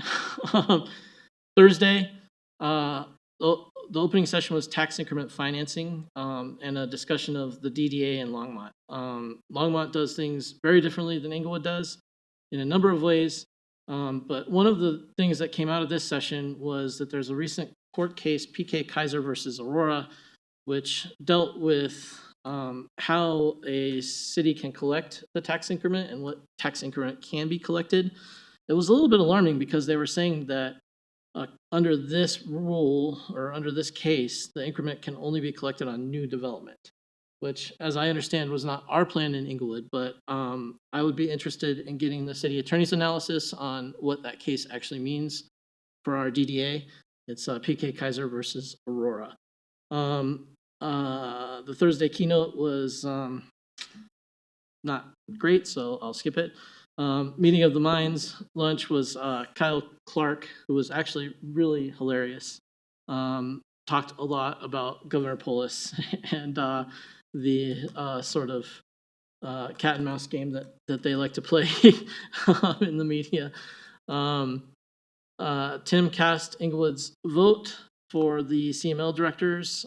He and I collaborated on who we should vote for, but he was kind enough to attend the business meeting so that I could attend a session on HR, which was one of my, I'll call them stretch sessions that I attended this year. Most years I attend sessions only on things that I am very interested in. And this year I decided to attend some sessions where I might hear some things that were different from my own personal ideas or philosophies. I happened to meet a couple of the presenters at this session at breakfast that morning. So I decided to drop in on their session on HR, and they talked about recruitment and retention. One of the presenters was the HR director from Fountain, and he really talked about their organizational culture and how they retain long-term employees, and thus they save a lot of effort on recruiting. And it's not just about the money, it's about giving the employee a sense of meaning in their position and making them feel like they belong in the organization and that they have a place to go beyond where they're at now, if that's what they want. It's also about recruiting the right people and how you recruit those people. So it's a very interesting session. There is a consulting firm that has already asked me for a meeting, but I think I'm probably the wrong person to meet with, but I can pass their information on to the manager's office if we need to have a discussion about what we can learn from them. I attended a budget session. It was about budgeting from the town of Erie, and the town of Erie does their budgeting fairly different from what I do. This was another one of those sessions where the difference of opinion between the electeds and the staff was very clearly present in the room. About half the room was electeds and about half the room was staff. And they were talking about budgeting policy, and the process that was described by the presenters was a process where the staff met, they decided what they were going to put in the budget and what they were going to cut in the budget, and then they presented that to the town council and said, here's your budget. And I asked the question, where does their authority, come in here? Like, it looks like you're making all the decisions for them. And the room, half of the room reacted well to that question, and half of the room reacted slightly less welcoming to that question. But they do one study session with their council before they approve the budget. And when you compare that to our very lengthy process where we fairly constantly have our fingers in the pot. It was interesting to see the philosophical difference in how that was done. I think that's owed largely to Erie's extremely rapid growth.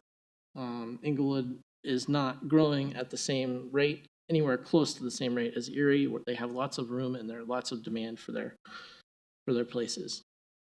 The last session I attended on Thursday was a parking policy discussion. Again, Longmont, they removed all parking minimums from their development code in Longmont. And it was interesting to hear them talk about the effect that that had on development and how they manage development and keep parking from being an issue despite the fact that they don't have parking minimums. I had some open questions there. I think a lot of it is subjective. The way they do the administrative review, they have some sort of criteria like won't have a negative effect on the surrounding neighborhood or something along those lines. So where they don't mandate parking minimums, they can mandate some parking at a development in order to keep it from having an adverse effect on the surrounding neighborhoods. That's what I got from the session. It was interesting. It was interesting to hear their case studies, and they did have some decent data on how the current parking minimums don't necessarily meet the needs of the modern environment. I had dinner Thursday night at Breckenridge Brewery, and I met a fellow attendee there just coincidentally, and I got an interesting suggestion because I talked a little bit with her about what I perceive to be somewhat of a generational conflict in the city, where we have a generation of people, and maybe it's not generational, it's just philosophical in nature, but I see it when I look at it as generational. There are people coming in that are saying, we want our city to build and develop in this manner. And we have existing residents who have been here for decades who are saying, we want our city to develop and build in that manner. And these two sides seem to be in conflict and they seem to not be talking to each other.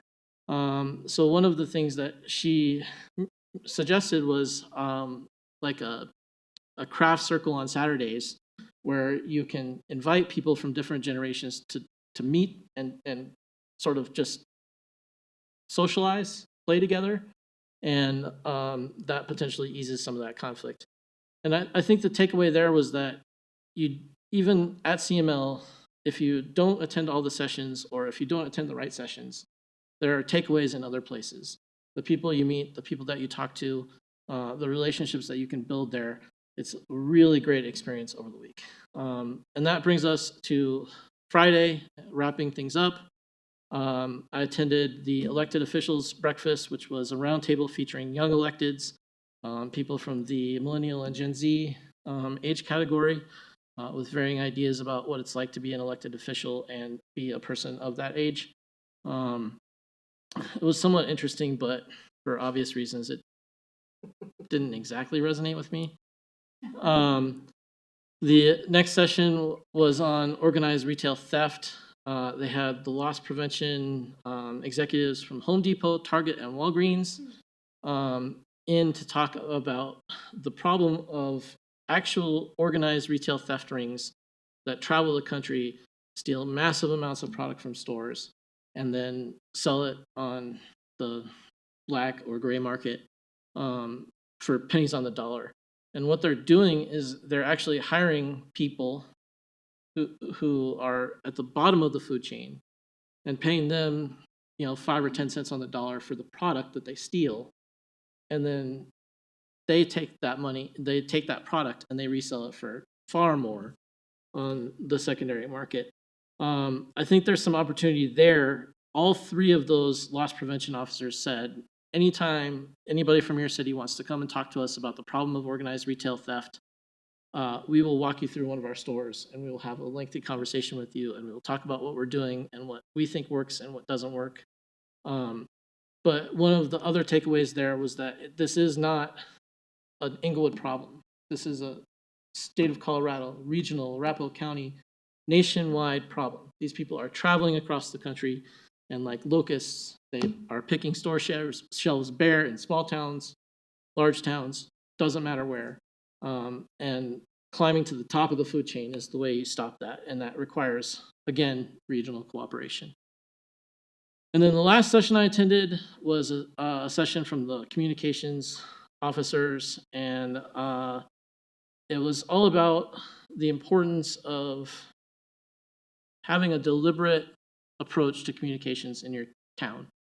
And this was one of those sessions where you could really see the difference between a small town in that 1 to 10,000 range and a town our size, which is more of the medium size category in the 30,000 range, and then a large town. We have multiple communication staffers in Englewood communicating through all different types of media. And a town of 1,000 has a town clerk who accepts the utility bill payments and posts the property taxes and sometimes does payroll and maybe serves as the public works director. All like 4 hats for one person. And so communications kind of slips through the cracks in those small towns. But everybody shared the same problem, which was the problem I shared, which is we communicate with people on social media. We broadcast our council meetings. We have a quarterly magazine. We send out a flyer of the utility bill. We have signs posted throughout the city with a variety of information. And yet still, on a regular basis, we have people coming to council members or to our council meetings and saying, I didn't hear anything about this. And when I said that, everyone in the room said, yeah. They all nodded their heads. It was universal. So I asked for the magic pill, and they said there isn't one. But the takeaway there, I think, is that we are doing things effectively in this city, as effectively as any other town around. And I'm really proud of the efforts that we've made to communicate through all different methods and vectors with our staff. So that was a 10-minute summary of 3 days of meetings. Sorry for that heavy information dump, but I feel like my duty to report on what I did at CML is now complete. No, that was a great overview of what you did over what was it, 3 days? 3 days. I may have more questions for you, Steve, on this because it just sounds like there's some takeaways from this. Well, I guess first question, any idea, was this recorded? Is this viewable online or no?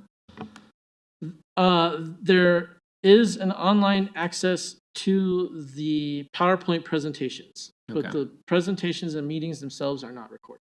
Yeah, some of the items that you brought up, I think, would be interesting. The parking minimums, the AI discussion, the Longmont discussion, all of those seem pretty interesting to me. So, good overview. Thank you very much for that, Steve. It sounds like it was worthwhile during your time. So, all right. Moving on to City Manager's report. Thank you, Mayor. I will just start by thanking our special events team, our parks team, police, fire, marshal's office, and code enforcement for the hard work that they put into the fireworks show at Bellevue Park and Cornerstone Park. And remember praying, thank you for your comments as well. I noticed the very orderly line at the portalet as well, but also this was the first year I didn't get a complaint that there weren't enough portalets, so that line indicates maybe we could use another one or two. Also, with regard to resources for the elderly, Deputy City Manager Dodd messaged me and said, I've got experience with this recently, and so he's going to be in touch with that, but I want to jump in on that if I can. Member Wright, I was going to just ask you if it's okay if I turn your question about the community development recorded citizen meetings into a council request.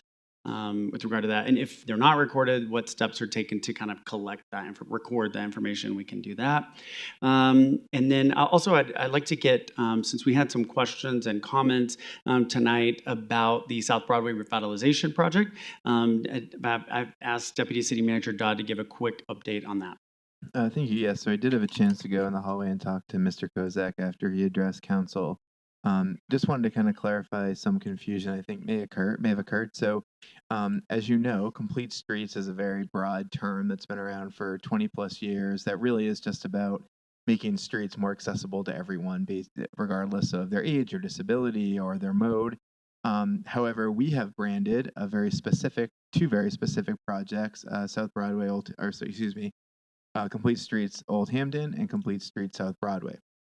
So when we decided to create this strategy group for the South Broadway project, the primary purpose really was for it to be kind of the macro, lowercase Complete Streets concept to get ideas from the community on other concepts. Because Complete Streets South Broadway had been out there for a while, for 3 years now, and had been a project in and of itself that has gotten considerable community input through, I think, 3 different community events, social media posts, an Englewood Engage page, and things like that. We thought it made sense for there to be kind of a 2-parter meeting. So the first part was an explanation of the capitalized Complete Streets South Broadway specific project that, again, has been in progress for about 3 years as more of an informative component. And then phase 2 of that meeting was Complete Streets lower capitalized, focused on what are the other Complete Streets concepts that you'd like to see here. So that was how the meeting unfolded. Apologize to Mr. Kozak if there was confusion. We'll be clarifying that again at the meeting the next time this group meets, which will be sometime in July. We've also asked going forward all the meetings to be recorded. I did send council tonight an email with the explanation that I just provided, as well as the ideas that were generated as part of the meeting, the agenda that was utilized during the meeting, and the PowerPoint. Thank you, Deputy City Manager Dodd, and we'll be glad to take any questions on that or other topics. I would just close with the fact that we do have a neighborhood nights this week. It'll be kind of a unique one in that there will be animals to pet and see and play with at Bellevue Park. So we hope to see everybody. That starts at 4:30, but it goes till 7, 6:30, sometime around then. Should have had that on. I think it's 7. So hope to see many of you there at Bellevue Park. Glad to answer any questions you may have. Thank you very much, City Manager and Deputy City Manager. Any questions? Don't see any questions. All right. With that, everyone, we are now adjourned. It's about 8:36. See you next Monday, 5:30 start. Have a good evening, everyone.